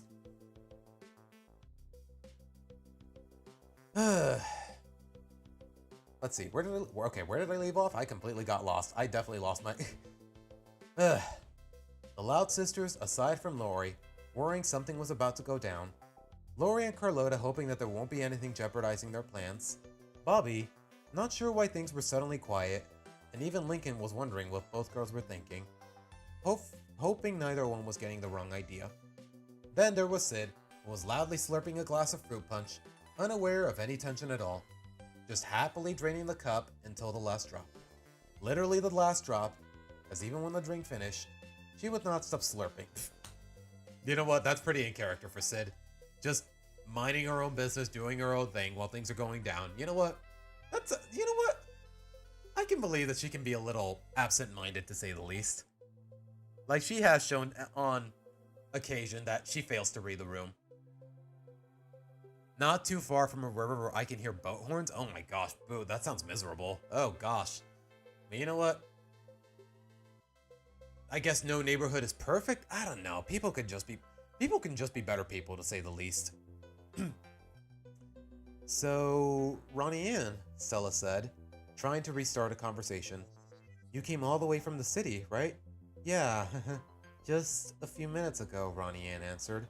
So, you're here to see Lincoln? Stella asked. Of course. Well, that and Bobby wanted to see his girlfriend, who happens to be Lincoln's older sister, Ronnie Ann said. Yeah, I'm aware. Lincoln's told me all about you guys, Stella said. So, how long are you here for? Ronnie Ann turned to Bobby. You know what, that's a good question. How long are we staying? You never really explained. Oh, well, we're renting a hotel room. My mom's actually on her way to get the room, so we're gonna be staying here the whole weekend. Wait, what about your old house? I'm guessing your mom hasn't sold it yet. I'm assuming. Okay, I'm guessing. What did happen to Ronnie Ann and Bobby's old house, the old Santiago house where they used to live, before they moved to Great Lakes? Were they renting the house? Did they sell it? Did they? It's never explained. So, okay. Yeah, boo. I also sleep with earplugs. What are the, like, I'm not even kidding. I also sleep with earplugs. Like, I can show them, but at the same time, I don't want to turn on the camera. I'm not even kidding. I sleep with earplugs as well. Just because neighbor dogs, my neighbors, for some reason, my neighbors are allergic to earplugs because I still live with siblings. Yeah, okay. That's true. But for me, it's just because my neighbors are jerks. That's really all there is to it. They can't shut their dogs up. They can't put on earplugs to turn off their laptops and whatnot. Sometimes they host parties late into the night. Like, it's ridiculous. Like, the fact that I actually had to invest in earbuds, it just says a lot about the quality of life in my neighborhood. But anyways. One big weekend for me and Bobby to get reacquainted, and for Lincoln to spend time with his female best friend, Lori said. Female best friend? That's oddly specific. Well, I would say best friend, but that's not fair to Clyde. And Stella, Luann pointed out, because, you know, she's Lincoln's best friend too? Yeah, sure. Oh, wait, that's Luna talking. Yeah, Lincoln and Stella have gotten much closer this past week, Luna said. Oh, I hope Clyde isn't too jealous then, Ronnie Ann teased. I mean, to feel like you've been replaced, man, that's really gotta blow. Yes, it would, wouldn't it, Lori said. Okay, you can just smell the manipulation on everyone's ends. Well, you have a big weekend to plan. Lincoln, I'm sure you want to spend a little more time with Ronnie Ann. I mean, you haven't seen her in a while. I'll give you total privacy. Hey, what about Stella? She came by to see Lincoln, Luna said. Yeah, she had something she wanted to ask him, Luann said. Oh, really? Now? Lori said, turning to Stella. And what would that be? Bro, you... just from the writing alone, damn. You can just tell that you can just from the writing alone, no line deliveries, no nothing, just from this text alone, you can just smell the tone out of Lori from a mile away. And you know what? That's good. That means it's good writing. So you know what? Let's see. Hey John, welcome to the stream. Funnily enough, I did drink boba tea today. It was mango flavored and it was actually really good. I wish I could have more, but one cup is literally like 70 pesos, which is about, how much is that in dollars nowadays? Now that I think about it. Hold on.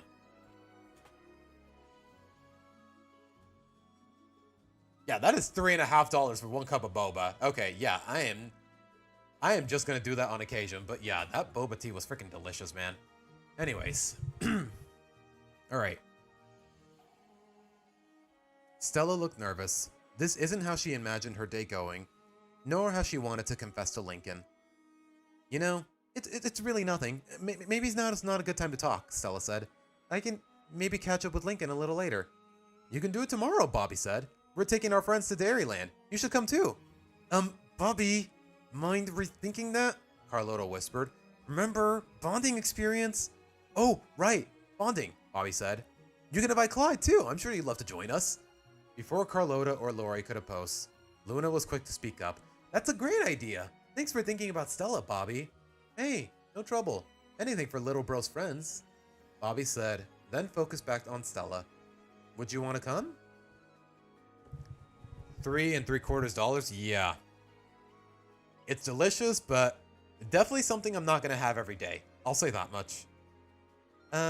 Yeah, I would if it won't be a bother, Stella said. This time, Luann was quick to speak up. Of course it won't. We're all friends. In fact, maybe all of us can go. Now, girls, You know not all of us like Dairyland, remember? Lori asked. Yeah, you were one of those girls, but you seem cool with it now, Luna said. I'm sure the others won't mind. We won't mind. I'm sure it'll totes be fun, Lenny said from upstairs. Nothing would make me happier, Lucy said, unironically monotone. Dairyland, Lily added. Aww.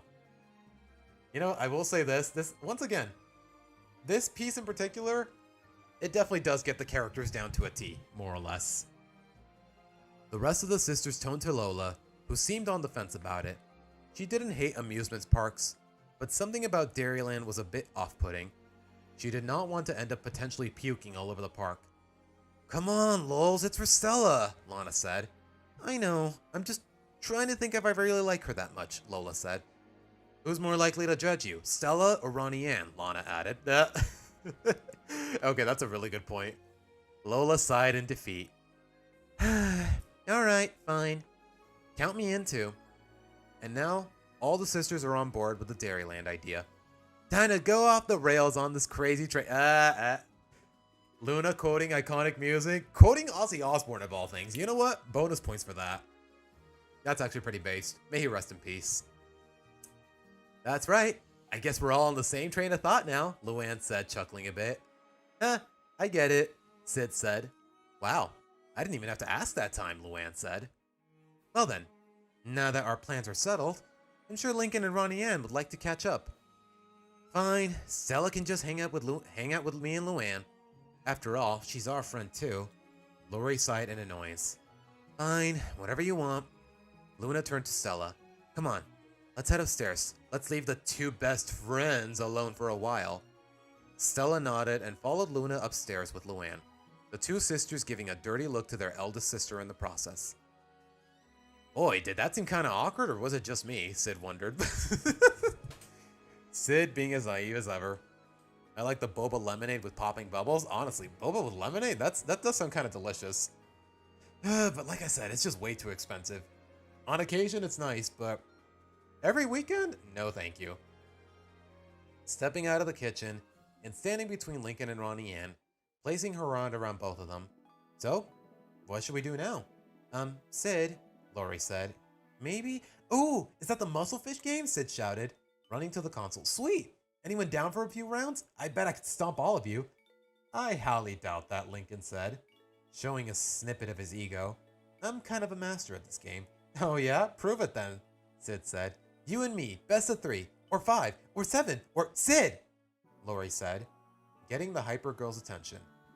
I know you're excited, you're someplace new and you want to make new friends, but I really think Lincoln and Ronnie Ann should be alone for a bit. What's with you and getting Ronnie Ann and me to be alone? Lincoln asked. I mean, yeah, I missed her, but it's not like we never talk. I don't see why Sid or even Stella can be here with us. No, she's right, Sid said. You two should catch up. It's much better when you're in the same room than you're through a screen. Why don't you go upstairs and see if any of my sisters want to keep you company, Lori said. 2 of my sisters are twins and they're just adorable. Yeah, they're about the same age as Adelaide, Sid, Bobby said. One of them is a pageant girl and the other one likes getting rough and dirty, and she loves animals. So the worst little sister tropes. Times 2, Sid asked. I'm not too sure about that. John, as a matter of fact, there was strawberry on my menu, so there is such a thing.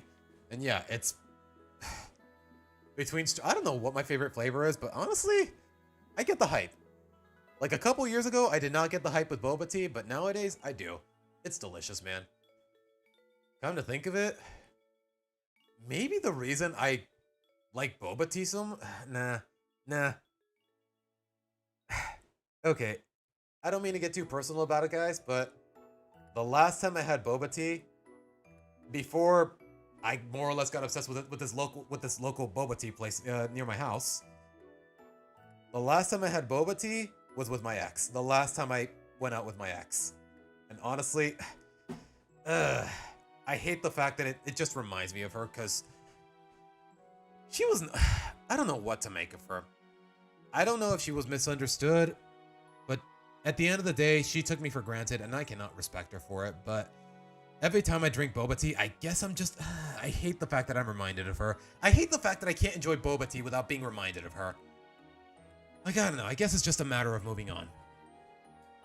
Not this fanfiction making me appreciate a character a lot more, despite me barely seeing anything of her. Sid. Tapioca's too weird of a texture. Yeah, Tapioca. My mom tried to... Like, basically my mom, when I was a kid, my mom bought Tapioca out of Costco in hopes of, I guess, giving me a healthy snack option, but Tapioca is just way too bitter for my liking. Like, it just feels so flavorless most of the time. It's basically... Like, if y'all are Mexican, if y'all know what arroz con leche is, it's basically arroz con leche, but without flavor. Like, I don't know. I just could never get into it, not even as a kid. Like, Tapioca in general. Like, I'm not sure what to make of it, but yeah, not really my thing. But yeah, Sid is definitely, would I say she's the most memorable Casagrandes character by default? She's still a charming character nonetheless, but most of the cast is just a big fat yikes. But anyways, Sid gulped nervously, sweating up a storm. Oh wait, I skipped a line, my bad. I don't blame you. Lola can be a handful if you're not used to sassiness, Lincoln said. And Lana could get you all muddy, or her frog can jump at you, or her snake can wrap itself around you. Sid gulped nervously, sweating up a storm. I don't think I'm comfortable with this. Now, Sid, Lori was saying, but Lincoln interjected. Oh wait, I have an idea. He picked up some walkie-talkies he had nearby and gave one to Sid. If they give you trouble, just call me and I'll help you out. You don't even have to be obvious. Maybe you can do a bird call. I like how you think, Sid began, but I have really bad experience with bird calls. Okay, that's good continuity. Like, if y'all remember the episode Friended, Sid tries to do a bird call, but then the pigeons lunge at her. Okay, that's good continuity. That's a good callback. Well, I'll keep my walkie-talkie close. Do whatever makes you comfortable, Lincoln said. Aw, thanks, Lincoln. Wow, you were as cool as Ronnie Ann said you were, Sid stated, getting an annoyed blush from Ronnie Ann. I mean, though, you already met him before, but I guess now that you're in his hometown, you understand him a little better. Okay, you know what? That line passes in my book. Not that there's really a book, but anyways. Just go upstairs, Sid, Ronnie Ann said, keeping her face away from everyone's sight. Alrighty then, Sid said, tucking the walkie away and heading upstairs with Lori and the gang, following shortly behind. Your friend seems really nice, Lincoln said, turning back to Ronnie Ann. So, it's been a while since we've been face to face. It hasn't been that long. Maybe like a month at best. Okay, again. Another problem with this show's timeline being so inconsistent. We really don't know for sure. Even then, it's weird, knowing you're so far away. Doesn't seem like long ago we weren't even 10 minutes from my house, Lincoln said. Yeah, I guess things really change. It used to be as simple as going to Gus's or the park, Ronnie Ann said. Though if you think it's bad for us, imagine how it is for Lori and Bobby. I know all too well how bad it is for Lori, Lincoln said. I mean, Bobby always seems to make time to come down every once in a while, which is great. It makes Lori happy. Yeah, he comes back pretty relaxed himself. If I could, I'd join him more, but it'd be easier for him to spend time with Lori if he didn't have to worry about me. Not that he needs to worry about me. He even saw Luann's play, said she was really good. Yeah, she ended up dating her co-star too, Lincoln said. So it's true. Luann is with someone? What about your other sisters? Well, Luna's with her bandmate Sam. Lenny, I think she's dating someone. Not sure if they made it official. Everyone else though? We're still single. Even you? Ronnie asked. Lincoln nervously chuckled. Yeah, including me. So, that girl really isn't your girlfriend? Ronnie asked. Lincoln groaned in annoyance. Ugh. I swear, if I had a nickel for every time someone asked me, Stella and I are just friends. That's all. Sounds like your sisters have been bugging you about her, Ronnie said. They do that every time I talk to a girl. Yeah, you should have seen them with you. It's really a pain in the neck. Families are like that, and, well, I get it now. Though, it sounds like she's been around more lately. Well, yeah, we've been getting closer as friends, and I think she's finally feeling at home in Royal Woods, Lincoln said. Oh, right, you said she moved here. I mean, I can relate. I was a new girl myself, and it wasn't easy adjusting to life in Great Lakes at first, but I think I'm finally feeling at home, and my family went through a lot of trouble to make sure of that. Well, that's great to hear. Your family's really nice, Lincoln said. So, what's the story with Sid? I don't know much about her. She was new in town too, so that's one thing we already had in common. But from there, we really hit it off. I mean, we both like skateboarding, even if she's not that great. We both love 12 is Midnight, we both like video games, and she's really fun. She's basically to me what Clyde is to you. Well, she seems to have quite the personality, and it's cool that you have your own best friend out there, Lincoln said. Hey, what about the other guys? You still hang out with them? Sometimes. Feels like it's been mostly me and Sid lately, Ronnie Ann said. So, what else have you been doing? Even the fanfiction can't say anything about Lenny's relationship status. Yeah, they don't know what the fuck they're doing with Lenny. Oh my gosh. Sid is the best character because all of the fans want her, and the best she gets is her name being in the leaderboards in Let's Break a Deal. I guess. Wait, was it? Hold up. Erica. Oops, I meant to type Y-O-U. Ugh. I'm not dyslexic, guys. It's just really dark in this room, and I didn't turn on the light. Hold on. Hold on. There is no way. Is that detail really there? I feel like you're pulling my leg, Erica. Okay, I don't need a review. I just need to see the first 5 seconds of the episode, pretty please. And of course, the official Nickelodeon channel doesn't have them. You know what? I'll just take your word for it, Erica. But that's a really cool detail. But alright. As Lincoln and Ronnie Ann continued to talk downstairs, upstairs, Lori led Bobby and Carlota into her room, then turned her attention to Sid. The twins are over on the other side of this hall. The twins are... Yeah, that's really wordy. You know what? Twins are that way, Sid. We'll be over here. Lori pointed in the direction of the two rooms. Lincoln's room is right there across the room. Blah, blah, blah. That room is Lily and our scientist wannabe sister Lisa. If she asks you to help her with a science problem, do not agree to it. The twins will back you up, but try not to trust her too much. Are you sure it's safe up here? Sid asked. You have the walkie-talkie, and I'm not gonna lie, my sisters are energetic, but if you feel overwhelmed, don't be afraid to call me or my brother. Also, if you hear anything concerning about how my sisters feel about Ronnie Ann, let me know. Sure thing, Chief. Lori entered the room, closing the door behind her as Sid began to make her way towards the twins' room. However, before getting distance, she heard some talking in the shared room of Luna and Luann. Maybe this wasn't such a good idea, she heard Stella said. Don't give up yet, girl, it's not over, Luna said. Sid leaned her ear against the door, trying to listen in on the conversation. I was supposed to ask Lincoln out, but how am I going to do that with his friend here? A friend that's a girl, Stella said. They're just friends. It's no different than Clyde. But he said that he and Ronnie Ann used to be a thing. Or they thought they were a thing.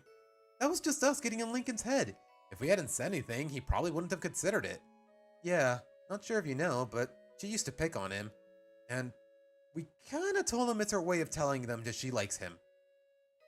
Yeah, he did tell me about that. And he told me that he got punched in the eye, Stella said. Yeah, we felt bad about that, and maybe we shouldn't have jumped to conclusions, Luna said. Yeah, some of us were like that when we were young. Lynn's still kinda, if you think about it, Lynn is kinda like that in a way. She has a really rough way of showing affection. Yeah, I noticed, Stella said. Gotta give you props, Stella. The fact that you can put up with Lynn is impressive. I only do it for Lincoln. He is her sister after all, and he loves her. Stella's expression softened, thinking of the boy. It's funny. Lincoln's told me so much about you guys. All the good and the bad. And don't get me wrong, I really like the two of you, but I hear a lot of the things he said. Between you calling him bad luck and the sister fight protocol, the fact that he still finds it in him to love you girls so deeply, it just shows what an amazing guy he is. The type of person to look past someone's flaws and try to find their good sides. You'd be amazed how much a little bro puts up with, even in the worst of times, Luna said. I mean, little dude can try to stand up for himself a little more. Maybe it's scary because it's 10-on-1, but It's not like we all see eye to eye.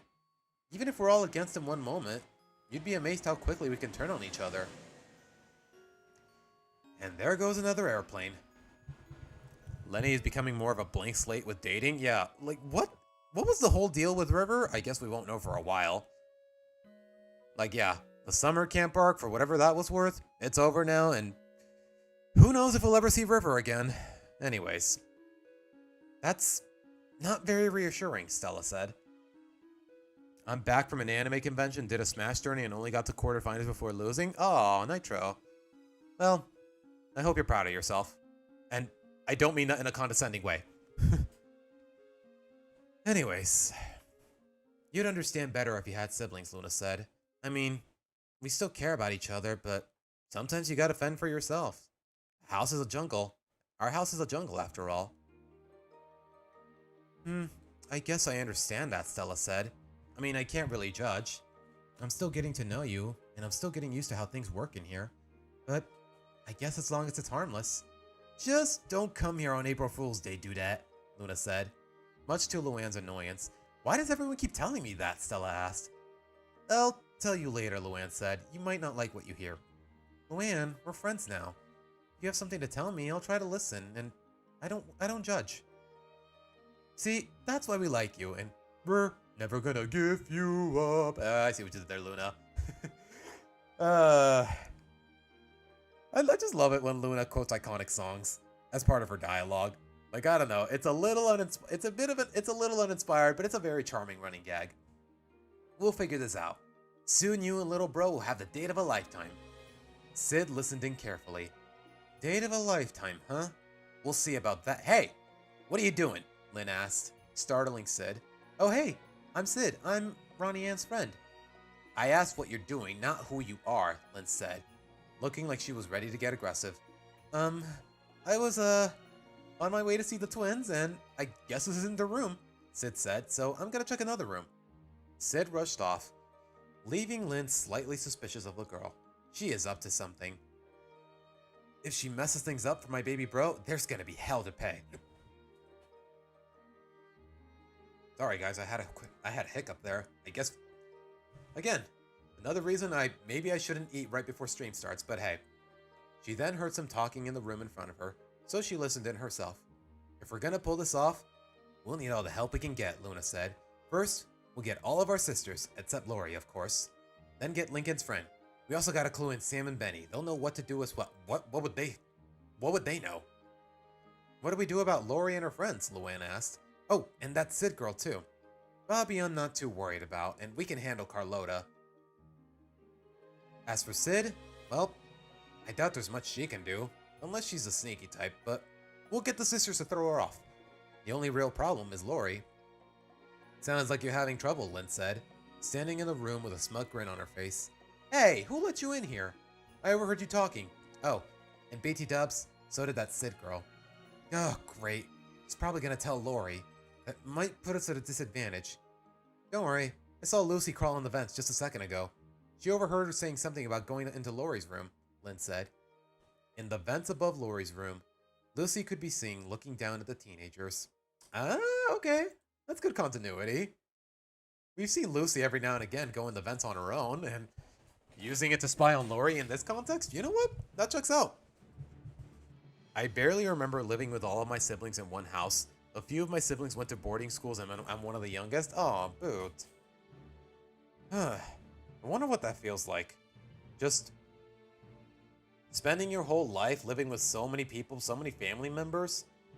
And then, as you grow up, you start growing apart, you start doing your own thing. Like I don't know how I feel about that. Like, I don't know. Would I feel that sentimentality? I probably would. I don't know. From my experience, my only sibling is a piece of shit and I want nothing to do with him, but other than that, sometimes I do wonder what it would have felt like if he wasn't such a horrible person. Lucy is an actual Among Us character? Oh god. Nitro, you're right. Oh my gosh, you're right. Don't worry. I saw Lucy crawl into the vents just a second ago. Overheard her saying about— oh wait, I already read that. Dairyland is gonna be great. The Tunnel of Love is literally gonna get quite romantic, if you know what I mean. Lori said, winking at Carlota. Yeah, I get you, girl. Do you girls have something in your eyes? Bobby said. Bobby, you mind getting us a glass of milk? You can help yourself to some cookies we have downstairs, Lori said. Oh, sweet. Be back in a flash, Bobby said, making his way out of the room. All right, let's start mapping this out, Carlota said. Play with Lincoln's heart, will you? Lucy said. Rest easy, brother, for soon I can finally repay your kindness. Back at Luna and Luann's room, the two girls are glaring at the young jock, still ticked that she let herself into the room. What do you want, sis? We're busy making plans. Yeah, I know, I want in, Lynn said. Of course you do. Hey, I've been the one pushing for these two to get together. They're perfect for each other. I mean, how many girls are gonna be that share his geeky interests? Hey, lots of girls like comics and video games, you know? It's not rare. Yeah, suppose Margot ended up liking that stuff. You're gonna think less of her? Maybe a little bit. Alright, fine, I'll lay off. There's nothing wrong with sharing interests with your brother. Just try to accept that. Okay, you did not need this line. Do we really need to discuss this? Blah, blah, blah. Blah, blah, blah. Blah, blah, blah. Okay, they're just fighting again. Alright, that's enough. We're losing track of why we're here, guys. Luann said, getting the sisters to settle down. Turning to her rocker sister first. Sister first. Luna, I know you don't fully trust Lynn, but she's on our side here. Maybe we can compromise. We'll see, Luna said. And Lynn, if you're gonna help us, try to work with us and listen. Sure, as long as your ideas aren't stupid, Lynn stated. Lynn? Okay, fine, I'll run my plays with you. Feel better? Alright. Question is, other than Lucy, what can our other sisters do to help us? Pretty sure the twins would help. They like Stella too. Aw, I like them too, Stella said. Lenny might also help, Lynn said. Where is she though? She's not in Lori's room. Cut to the twins' room. Lola is seen holding a teapot, ready to pour it out. More tea for my lovely guests? Uh-huh, Lana said, pretty bored. Sure thing, Sid said, equally bored. Ooh, I'd love some, Lenny said, holding out her cup. Of course, dear, Lola said, pouring the fake tea into each cup. While Lana and Sid couldn't care less, Lenny seemed pretty excited. Thanks, Lola. She took a sip and started spitting it out while fanning her tongue. Ah, hot, hot! Is that girl alright? Sid asked Lana. It's fine. This is normal for her, Lana said, somewhat deadpanned. To Sid's surprise and Lana's expectations, Lenny actually held out her cup again to Lola. More tea, please? Even Lola found that odd, but obliged her request, only for a similar scenario to happen again. Back with Lynn, she simply shrugged it off. I'm sure Lenny's fine wherever she is. Now, that just leaves Lisa. You think Lisa could be of any help? After all, you know how unaware of most emotions she is. Lisa may be emotionless half the time, but even she can have a crush, and she even likes the idea of Lincoln getting with her.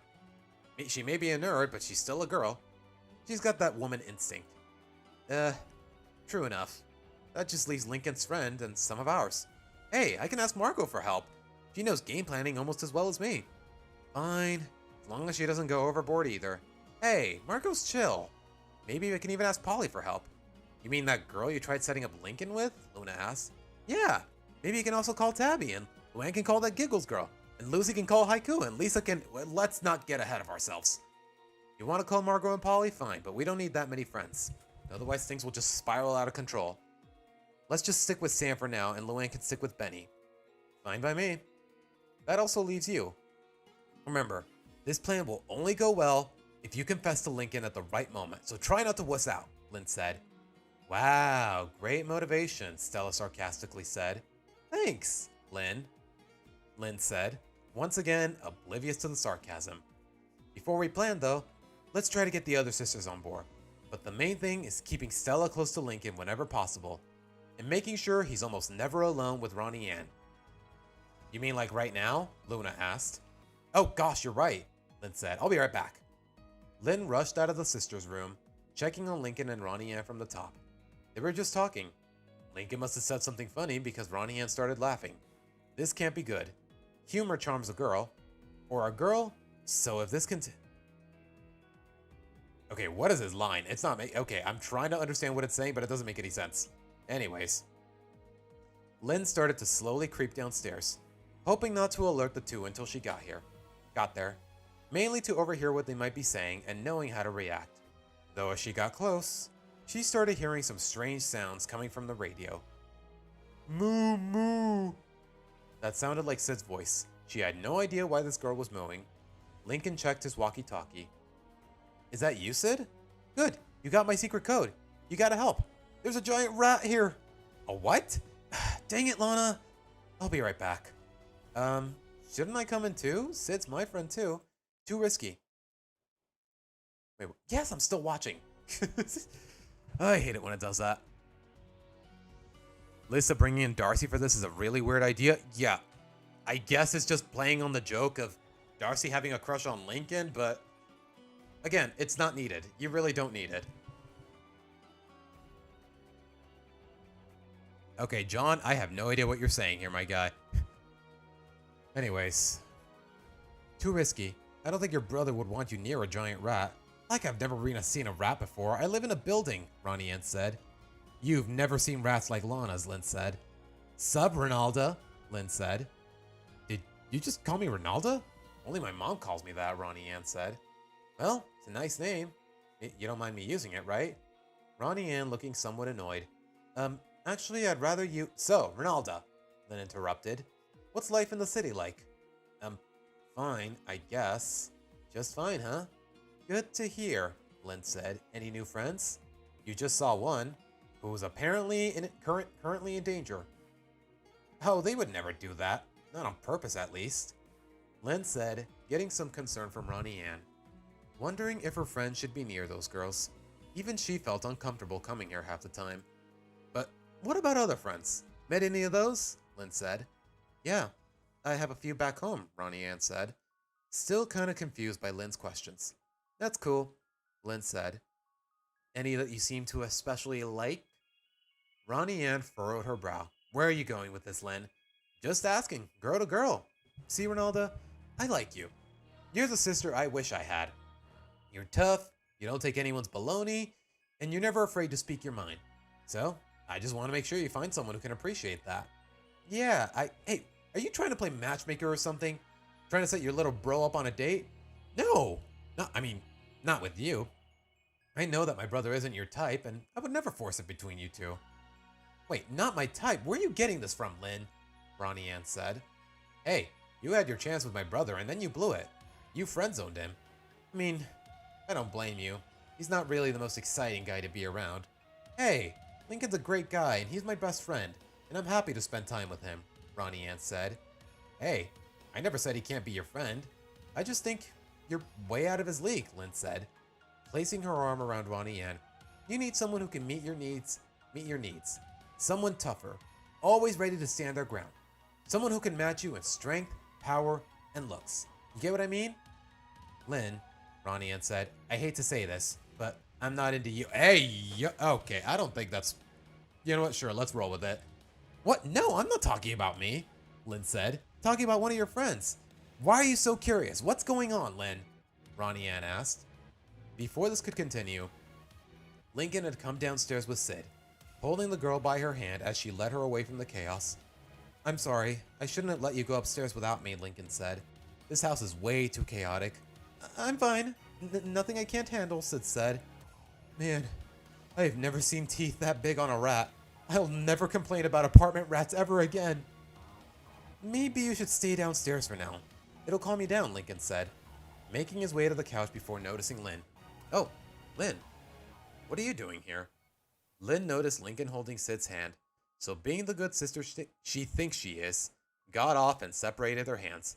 Oh, I was just leaving. As Lynn went upstairs, Lincoln and Sid sat down together on the couch, both of them quite confused. What happened while I was upstairs? Nothing, just a really weird conversation, Ronnie Ann said. Hey, is your sister alright in the head? Which one? Honestly, most of them seem to have a few screws loose, Lincoln said. Well, anyways, I think it's better if Sid stays here with us. What even happened? Some big ugly rat that one of his sisters has as a pet jumped on me. I thought it was gonna eat me, Sid said. Thankfully, Lincoln rushed in and pulled him off of me, and he made his sister put him in a crate. Now that's what I call bravery. You're my hero as of today, Lincoln Loud. Oh, it's nothing, but if you really feel that way, you can just call me Ace. Ace? Oh, like Ace Savvy? You're a comic book fan? Sid asked. I have almost a complete collection of Ace Savvy gear. He's my idol. If I could, I would be a superhero just like him. Okay, that is, even for this show, that is really sappy. And corny. Well, you are off to a good start, Sid said. So, any chance we can play Musclefish now? I don't mind. Do you mind, Ronnie Ann? It's all good. Besides, I'm tired of whooping your butt anyway. Maybe someone else should have the honor. Hey, I let you win. Yeah, okay, dude, Ronnie Ann said. Later on, it was time for everyone to leave, starting with the Casagrandes. Bye, Ace. It was fun playing you. Sorry I kept winning. I let you win, Lincoln insisted. Sure you did. See you tomorrow, Link. Bye. Now, Lori said. See you on the trip tomorrow. It's gonna be a blast. I'll see you then, babe. Bye, Lori, Carlota said, then gestured to her phone, letting Lori know what to do later. Then, it was Stella's turn to leave, though before doing so, she turned her attention to Lincoln. Well, I guess I should go home too. Sorry we didn't get to hang out today, but I'm sure you had fun with Luna and Luann, Lincoln said. Yeah, I did. Well, see you tomorrow. She brought Lincoln in for a hug. This one, much more affectionate than the usual. She held him really close and rubbed the back of his head. Aww. Lincoln felt somewhat strange during this hug. Lately, she's gotten more and more gentle. Like if she just relishes his presence. He slowly returned the hug himself, bringing her in close.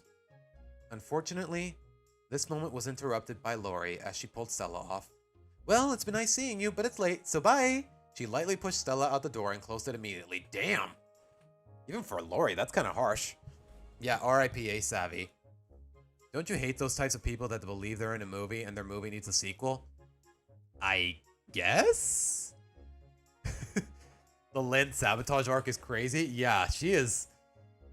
I mean, to be fair... Okay, I don't know how much bias this shows in me, but at the same time... Yeah, Ronnie Ann has made it clear that she doesn't like Lincoln romantically. If anything, the narrative even though the narrative doesn't reflect it, in terms of character development, it's obvious enough that Lincoln should have feelings for Stella. And you know what? Lynn is more or less just trying to help here, more or less. I don't know what to make of it, but anyways. Stella wasn't sure what to make of this. Took the words right out of my mouth.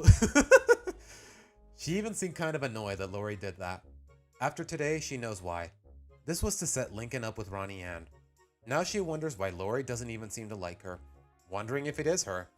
Maybe she's not pretty enough for her brother? Maybe Lori just doesn't like Stella at all? Maybe she did try too hard to be nice, only to annoy the other sister. Stella felt a tear coming to her eye. Even though she did her best to hold back her emotions, she can't let herself cry over this. It's not over yet.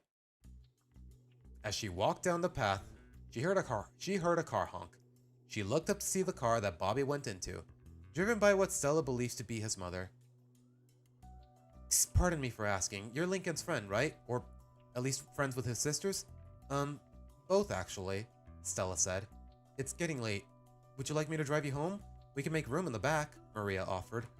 Stella kind of wanted to, but she wasn't comfortable being in the car with Ronnie Ann. It didn't help that she could see the tomboy glaring at her slightly. No thanks, I appreciate it, but I've got somewhere to be first, and I don't want to send you out of your way. Are you sure? I appreciate it, Mrs. Santiago, but I'll be fine, Stella said. Wait, how does she know her last name? Pretty sure Lincoln has never mentioned... whatever. Minor plot hole. I would hate it if my sisters did that with a potential crush. Yeah. Just antagonizing one of your close friends just to improve your chances with a crush? It just... Yeah. That would be pretty harsh. That just seems it's not fair to anyone, to say the least. But I don't know. Well, as long as you're safe. Are you coming to Dairyland too? Maria asked. Yeah, I'll be there. Well, I'll see you tomorrow then, Maria said. Get home safely. Bye. Stella said, waving at the car, then making her way towards Flips. She wasn't making it up. she did have someplace to go before going home, and she really needed a flippy to reduce the stress. You know what? I get it. I get it, girl. Go get your flippy. Man, what a day, Lori said. About to go upstairs when she noticed a really annoyed Lincoln. What? Lincoln looked very annoyed. What was that about, Lori? Like I said, it was late. I'm sure her parents want her to get her home. Why are you being so mean to Stella lately? What? I'm not mean to Stella. Lori, ever since earlier this week, all you've done is mistreat her in some way. You've never greeted her, you always ignore her, and when you talk to her, you're usually being a smart mouth or condescending. You're hurting her feelings, Lori. Knock it off. Come on. Am I really upsetting her that much? I think you're just overreacting.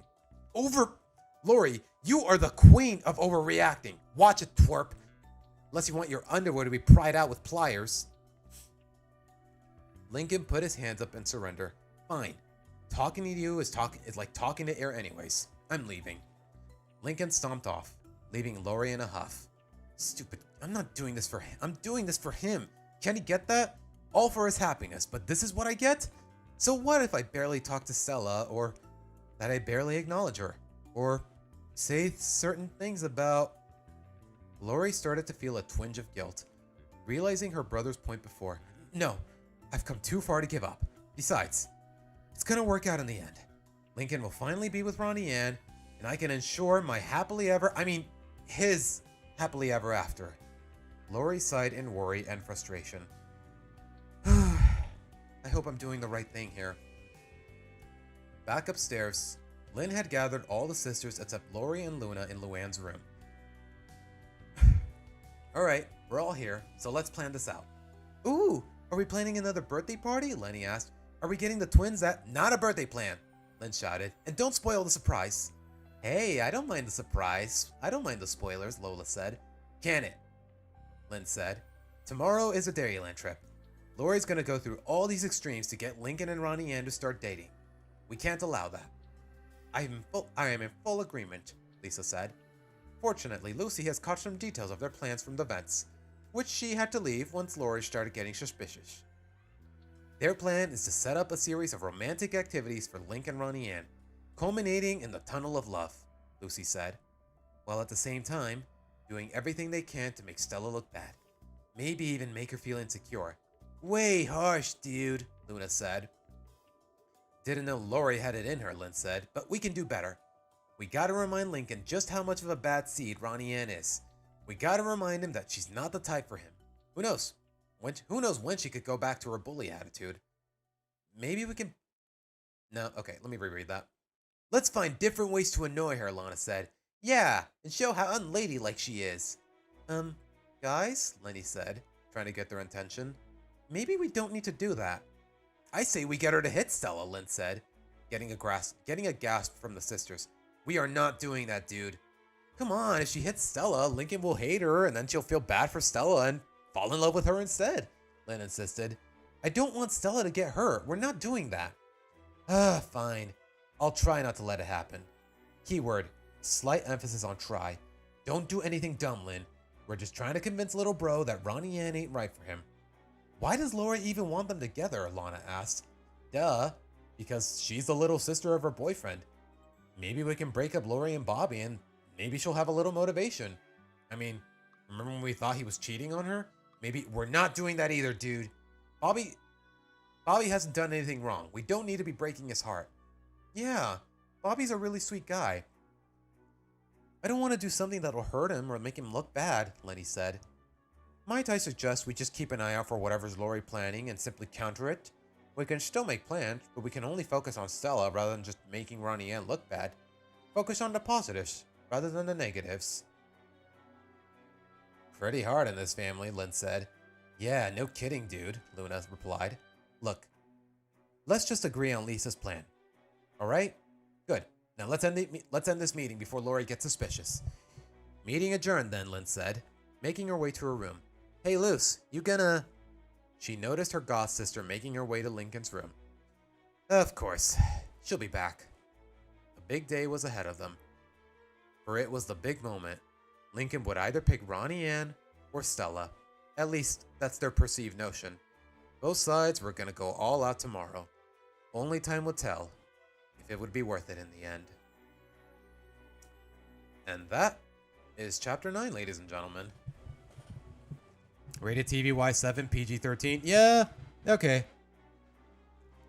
It does have the kid-friendly rating, but at the same time, he did sneak in a couple inappropriate subjects here and there. We didn't even make it to the half of the first chapter. Oh, Pixel, I'm sorry.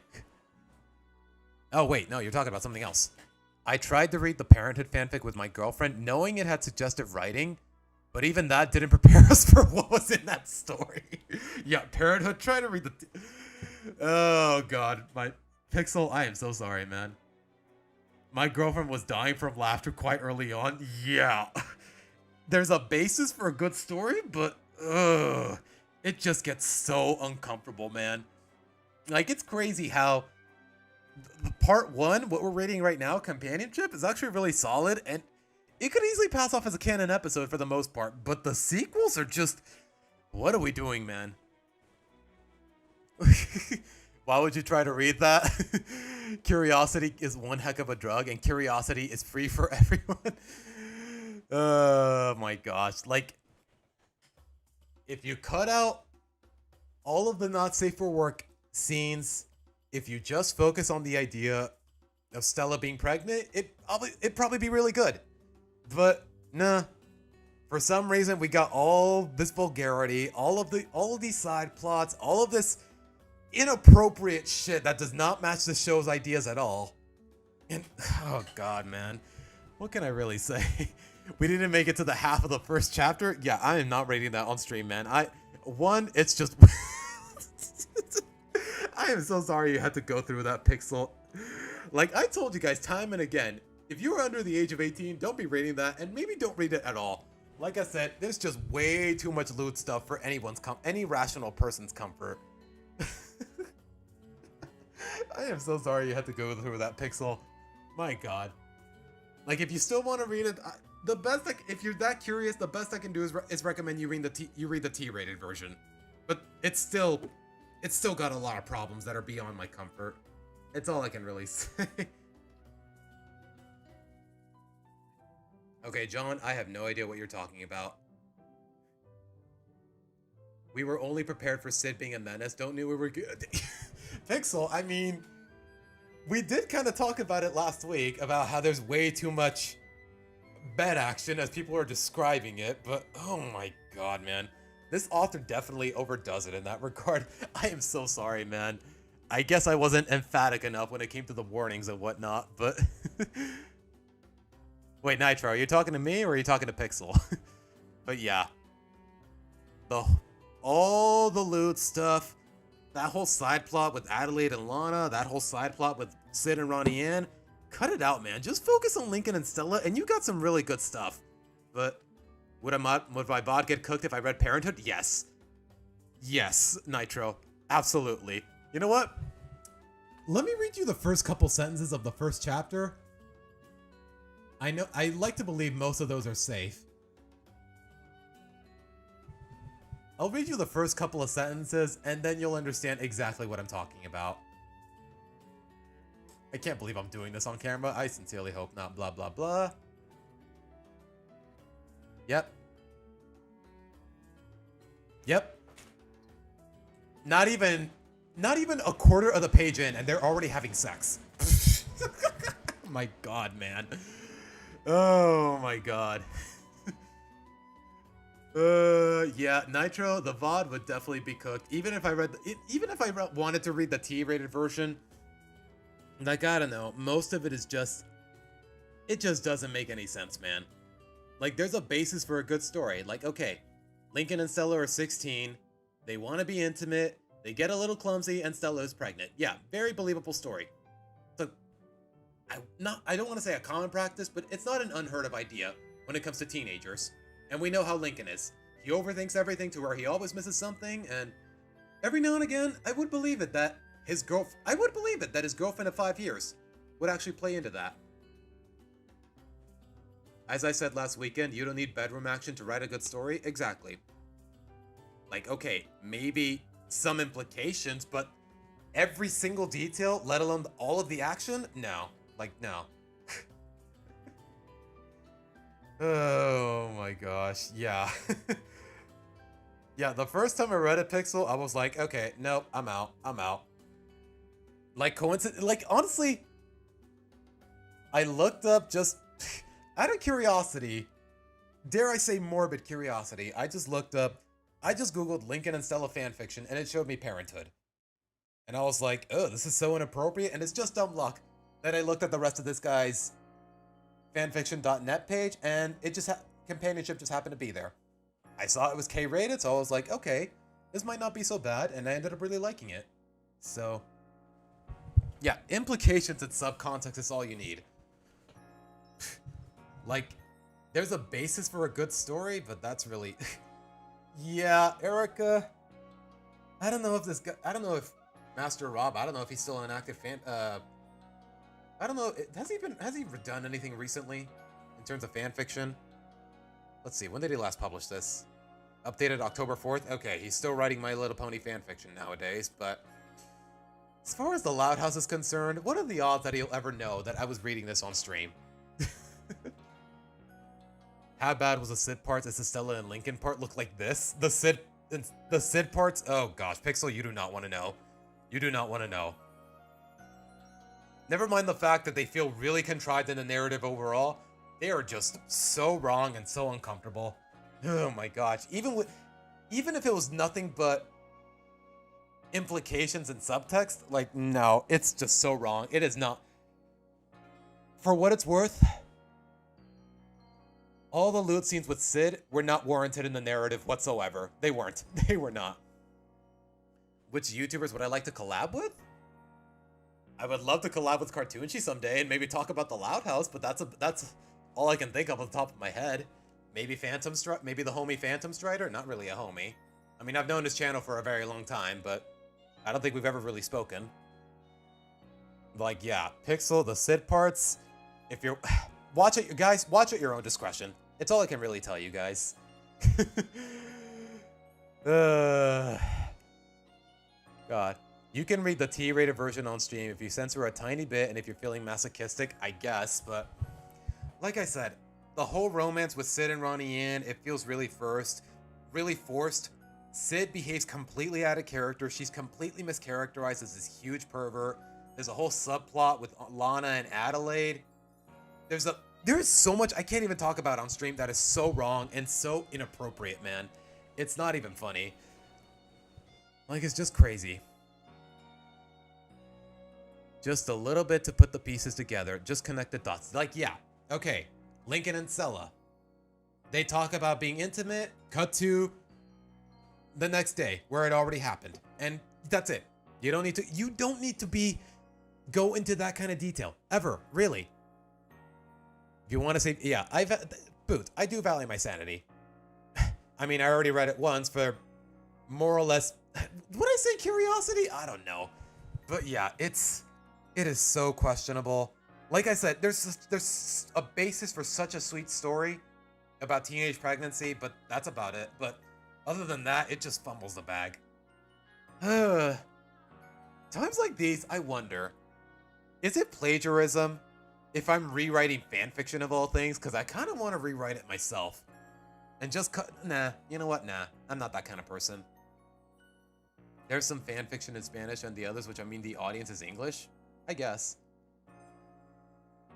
I mean, Pixel, I guess if you and your girlfriend are into that, I don't know, dude. No, I can't. Nah, man. Okay, this is getting... Would I say this conversation is getting uncomfortable or hilarious? Pixel, I wish you and your girlfriend the best. I wish that if you feel like you have to do this, I hope it brings you and your girlfriend closer together. And I do mean that in the best of ways. I hope. But man, oh my god, the fact that you wanted to read that just out of curiosity, Pixel. I'm just full warning you, man. Some chapters, they don't have anything inappropriate, but most of them, they do have a problem. Like, okay, I'll disclose some details. Okay, Lincoln and Stella, they get knocked up. Ronnie Yin, she's worried about Lincoln more or less because he's 16 and he's gonna be a dad. She gets mad at him, there's a bit of conflict ensues, but then eventually they make things up. They more or less make up as friends, more in some capacity, and the same goes for Sid. And well, they organize a trip to Dairyland with all of the Loud sisters. Lily's really trying to be as friendly, just trying to growing closer with Stella, more or less. Keep in mind, in this timeline, Lily's about 7 years old. Stella's carrying her niece. They go to Dairyland together. Lily wants to win her a plushie, for the baby. Like, I don't know. There's like I said, potential for a really good story, but it just focuses on so many wrong things. There's a couple heartfelt moments, but for the most part, it's just smut. It's just freaking smut. And I mean that in the worst of ways. We like to do goofy activities during board game nights. Yo, goals? Pixel, never let her go. Whoever this girlfriend of yours is, never let her go. She sounds like a keeper. The reason why I started watching you is because you speak honestly, Icy. I mean, I try, boo. I try. I try to be as far as my content is concerned, I try to be earnest. I really do try. It's just nice having normal, real conversations with real people. Real and honest conversations with real and honest people. That's all I can really say.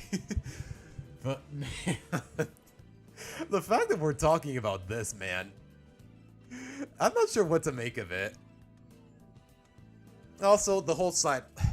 Also, keep in mind, between what we're reading right now and Parenthood, there is an episode. There is another fanfiction that takes place in between these two, and nothing inappropriate, but at the same time, I feel like it detracts too far away from the spirit of the show.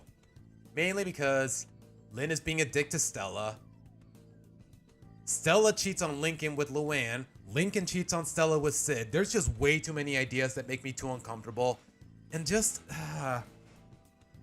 like, really the only part I like about this trilogy is just the first part. Because once you trim out a few details, it just straight up feels like a canonical episode of the main series. Or at least it could be one. Like a really good one. It's mostly like it's not your fault since Nam. Yeah, more or less. And like at the very least, as far as it's not your fault is concerned, all of those graphic and raunchy details, for lack of a better term, at the very least they happen off screen.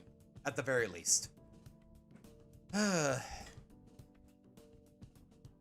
Like, yeah, speaking of it's not your fault, John, once we're done here with companionship, don't think I have forgotten. I do want to read it on stream for whatever it might be worth. There's a couple of things that are beyond my comfort, which we've already discussed, but at the same time, I am relatively curious because I've never read it in its entirety. And apparently, according to the internet, or really the Loud House fandom, it's, I guess, the worst thing imaginable. Like, half of the internet tells me, oh, it's so fucked up. How could this fandom think of this? And then the other half is telling me, okay, it's actually really well written. And the illustrations, they feel really faithful to the show. Like, you know what? Let me just show you guys a page. And hopefully... Okay, Javi doesn't post his smut on DeviantArt, right?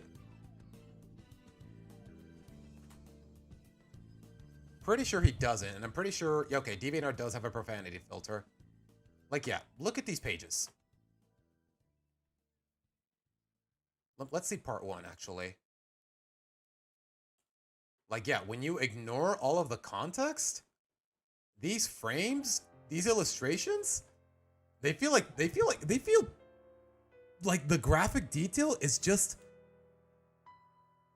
it's just spot on to the show's canon, more or less. Like, honestly, when you look at these pictures, okay, ignore that picture of Lincoln and Sam kissing. Like, just look at these illustrations and just look closely, and it feels like I don't know, the artistry, it just matches the show way too well. Like, as far as the illustrations is concerned, like, Javi kind of nailed it. But anyways, yeah, DeviantArt has profanity filters, Nitro, don't worry. We've been locked in for 3 years. She got a strong sense of humor that matches my type of humor, which I'm always grateful for. Oh, Pixel. Can we trade lives? No, I'm kidding, man. I'm kidding. You know what? Never let her go, my dude. The Loud House, if it was epic, I know nothing about this fanfic.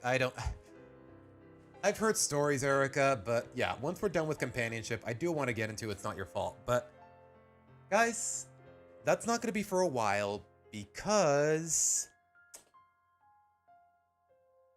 tomorrow we'll do the tier list for season 8. We'll read the 10th chapter. But the thing is, next week, Pokemon Legends ZA drops, and I definitely do want to play that on stream. Maybe not too much, but not too little either. So I don't know if I'm gonna have time to read the final chapter at the very least. But it's very likely that I will, but we'll have to wait and see. No stealing other people's partners? That's true, I guess. Like, from what I've heard about It's Not Your Fault, at the very least, the reasons for Sam leaving Luna, more or less, they're believable, but I don't know all the details. We'll look into it when the time comes. But here, oh my god.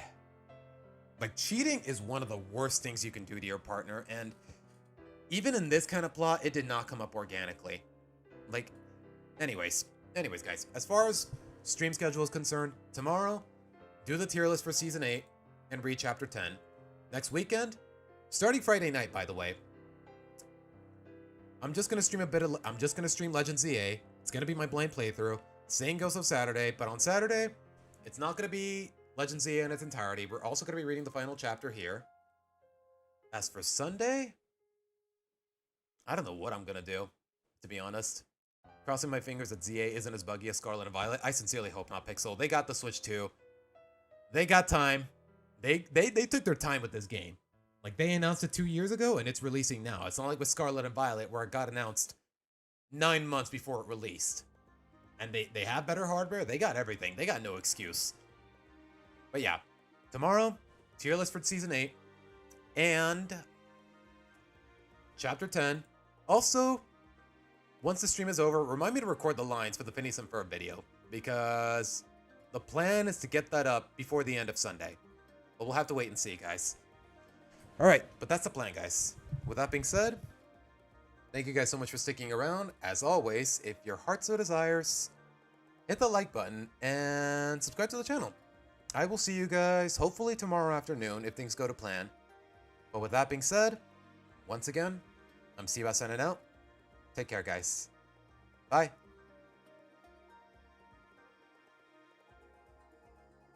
I should probably have a thanks for watching screen now that I think about it. With a little Mudkip and a thanks for watching in the center. Anyways. Alright, guys. Take care. See you guys tomorrow. Buenas noches. You're all pretty.